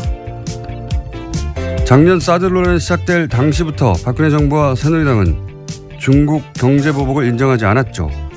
명백한 보복 조치가 이루어지고 있는데도 아니라고 우겼습니다. 탄핵 기간 동안의 경제관계 장관회의에서조차 사드로 인한 중국의 경제보복 조치를 부인했죠. 경제보복에 대한 아무런 대응 시나리오도 없이 갑자기 사드 배치 선언부터 해서 기업들로 하여금 막대한 피해를 입게 해놓고 아무것도 인정하지 않았던 정치 세력이 이제 와서 그 피해 보상을 받아내지 못했다고 굴욕 외교라뇨. 자기들이 잘못해 만들어낸 피해 책임을 왜 그걸 어렵게 해결해가고 있는 사람들에게 묻나요? 그리고 보수가 그렇게 중요하게 생각하는 미국 국무부가 이 공동성명에 대해 환영 성명을 낸 건 또 어떨 겁니까? 시비를 걸어도 좀 말이 되는 걸로 봅시다. 김어준 생각이었습니다.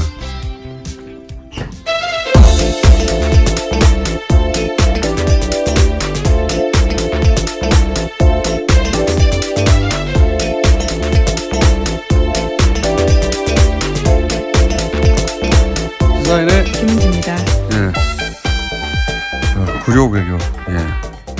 저는 왜 굴욕 외교냐라고 했는지 처음 이해가 안 가가지고 찾아봤더니 현 정부 출범 이후로 가장 웃기는 공세예요. 제가 보기에는. 굴욕은 어제 노회찬 의원도 얘기했지만 당시 중국이 당했다고 중국 생각하는 거죠. 기억을 떠올려 보시면 황교안 총리가 중국에 가서 이제 시진핑 주석 만났는데 당시 사드 배치할 거냐라고 묻는데 사드 배치 고려하지 않고 있다라고 상대국의 정상이 묻는데 그렇게 답하고 나서 열흘인가요? 일주일 있다가 그렇죠. 예, 발표를 해버린 거 아닙니까? 배치한다고. 그런 일을 당하고 또 모욕감을 느끼지 않는 국가가 어디 있습니까? 예.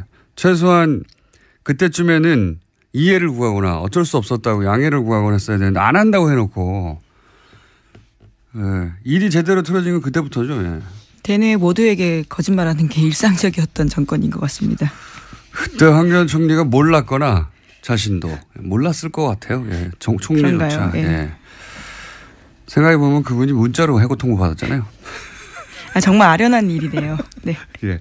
문자로 해고 통보 받고 막 화가 났던 그때 상황이 떠오르는데 어쨌든 물론 그 이후로 중국이 보복을 하고 우리가 당한 건 부당한 건 맞는데 최소한 그런 상황을 유발한 당사자들이 이걸 굴욕 외교로 하는 건 말이 안 됩니다. 오히려 그때 기업들 손해봤다고 자기들의 일 때문에 사과를 해야 되는 거죠. 예. 네, 주구장창 사드에 의한 보복 없다라고 주장했었죠. 박근혜 정부에서는요. 네네 그래서 피해 없다 혹은 뭐 피해가 없다고 하거나 아니면은 보복이 아니라고 하거나 그러니까 그렇게 사과 받고 싶었으면 자기들이 집권했을 때 사과를 받았어야죠. 그때는 해결할 능력도 없고 그러니까 보복이 없는 척 보복이 있어도 모른 척 예. 사드와 무관한 척 딴청만 피웠던 거 아닙니까? 갑자기 피해가 넘쳐난다고 지금 나오는 거잖아요. 그래서 사과를 받아냈어야 된다고. 예. 원래 여야가 주거니 받거니 하고 말이 되게 싸워야 중계하는 사람들 재미가 있는데 우기도 적당히 우기야 제가 표를 들어주는 척이라도 하죠. 답답합니다. 첫 뉴스는 뭡니까? 네, 다스는 누구 겁니까와 관련된 뉴스가 또 나왔습니다. 오늘 아침 CBS 보도인데요. 이명박 전 대통령이 서울시장이던 2004년과 관련돼 있습니다. 서울시가 현대자동차 양대동 사옥 증축에 도움을 준 뒤 다스의 매출이 2배 넘게 뛰었다라는 보도입니다. 이명박 시절 재임 시절에요. 서울시가 현대차 사옥 증축의 걸림돌을 제거하는 데 역할을 했다는 사실이 공문을 통해서 새롭게 드러났다라는 겁니다. 그러니까 이게 이제 오래된 얘기네요. 김재록 게이트라고 있었어요. 예. 서울시장 시절에 그때 사실 검찰 수사가 이루어졌었고 한나라당, 당신은 한나라당이었죠. 한나라당 내에서 진상조사에 나와가지고 이거 뭐 명백하다. 인허가 로비가 있었다. 이런 얘기가 있었고요. 그런데 이제 더구나 그때 이 수사받던 서울시 공무원도 자살했어요. 네, 그렇죠. 검찰 내에서는 심지어 현대차 건물은 반은 불법으로 지어졌다라는 이야기까지 나왔다라고 합니다. 명백한 사정이었거든요. 근데 수사를 하다가 멈췄어요. 당시에.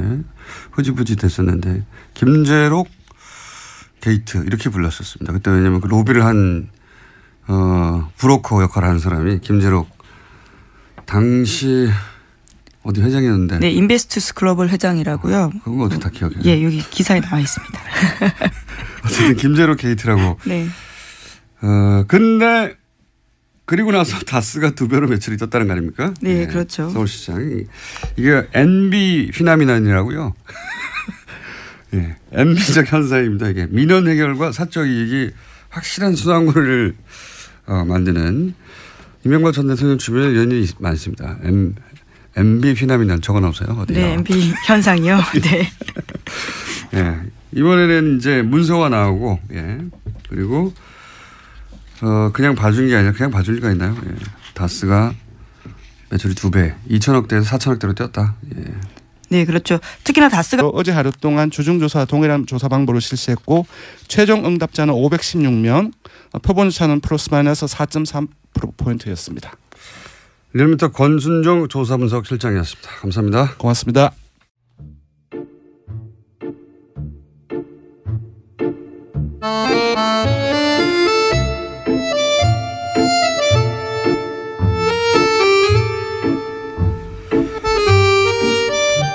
우여곡절이 많은 코너. 어떨 때는 사람들이 없애버려야 된다고 문자가 쏟아지고 어떨 때는 환호하는 내부자들. 민주당의 안민석 의원 나오셨습니다. 안녕하십니까. 네, 더불어민주당 국민재산찾기 특별위원회 위원장 처음으로 당에서 뭐 하나 맡아봤습니다. 안민석 의원입니다. 자유한국당의 김성태 의원 나오셨습니다. 안녕하십니까. 예, 안녕하세요. 김성태입니다. 근데 김성태 의원님, 예. 최순실 재산 몰수 안 합니까? 아이 그 최순실 재산 몰수를 위해서 특별법 발의도 지금 안민석 의원과 많은 동료인들이 참여한 가운데 하셨잖아요. 그 자한당 중에서 유일하게 김성태 의원 한 분이 특별법 서명도 하셨는데요. 예. 자한당은 여기 대해 가지고 어떤 입장이에요 지금? 아니 그 법이 이제 구체적으로 이거 통과시키기 싫으니까 괜히 뭐 합당한다 뭐 탈당한다 하면서 우당탕당 하면서 국민들 시선을 딴 데로 끄는 거 아니에요? 국회에서 최순실이가 얼마나 지금 고마워하고 있어요. 특히 공장장 논의해서 공장장을 다 세게 꺼내가지고 최순실 재산 몰수 확 들어가게 해가지고 일각에서 지금 들리는 이야기가 최순실이가 공장장하고 주진우를 굉장히 고마워한다고. 안민석 의원 그렇게 하는 겁니다. 그렇게. 그러니까 특별법은 저 아무래도 입법기관인 우리 각 의원들을 정파나 정당 다 달리하고 또 정치적 이해관계 다르겠지만은 그 법을 대표 발의한 안민석 의원께서 끊임없이 우리 의원들을 만나고 최순실 재산 몰수에 대한 이 당위성이나 또 정당성에 대해서 폭넓게 동의하시죠? 아 저는 그 부분 몰수해야 되죠. 근데 예. 지금 정기국회가 한 달밖에 안 남았거든요. 네. 특별법 제정 제가 볼 때는 가능성이 굉장히 낮아요. 그러니까 안민석 의원께서 그 가능성 최순실 재산 몰수 지금 한 번도 못하게 생겼어요. 보통 일이 아닙니다 이거. 그 가능성에 대해서 지금 말씀을 하시는데 국민 여러분, 국회는 지금 최순실 재산 몰수 저도 이야기 전혀 지금 생각이 없습니다. 저도 이야기 좀 김성태 의원님 서명만 했지 네. 속으로는 전혀 생각이 없다고 저는 봅니다. 안민석 해명해 의원께서 보십시오. 그 법을 예? 국회에서 처리하기 위한 처절한 진정성이 국회 내에서 이렇게 의원회관 방에 299개를 돌아다니면서 이 법 예? 꼭 처리되어야 된다는 그런 뭐 입장을 그렇게 슬퍼하고 뭐 설득하기보다는 맨날 이 아니 최순실 여사 모습 못하는 게 안민석 탓입니까? 안민석이 뭐 끝나지 않은 전쟁 책이나 팔려고 전국에 유람하고 심지어 미국까지 그 북콘서트 열고 아니 책을 우리는 팔아야지 그렇게 하면서 그 법 통과를 이야기하는 게 이게 맞습니까? 예? 그러고는 여기 김어준 공장장 앞에 서는 말이에요. 국민들 앞에 호소하고. 그래서 좀 안 맞아요. 제가 최순실 재산 몰수해야 된다는 이 말씀 드리기 위해 가지고 지금 북토크를 50회 하겠다고 약속을 이 자리에서 했지 않습니까? 네, 몇 회 하셨어요 이때? 오늘 경기도 화성에서 하는데요. 오늘이 40번째입니다. 아우 힘들어요. 예, 자기 할 건 다 하면서 예?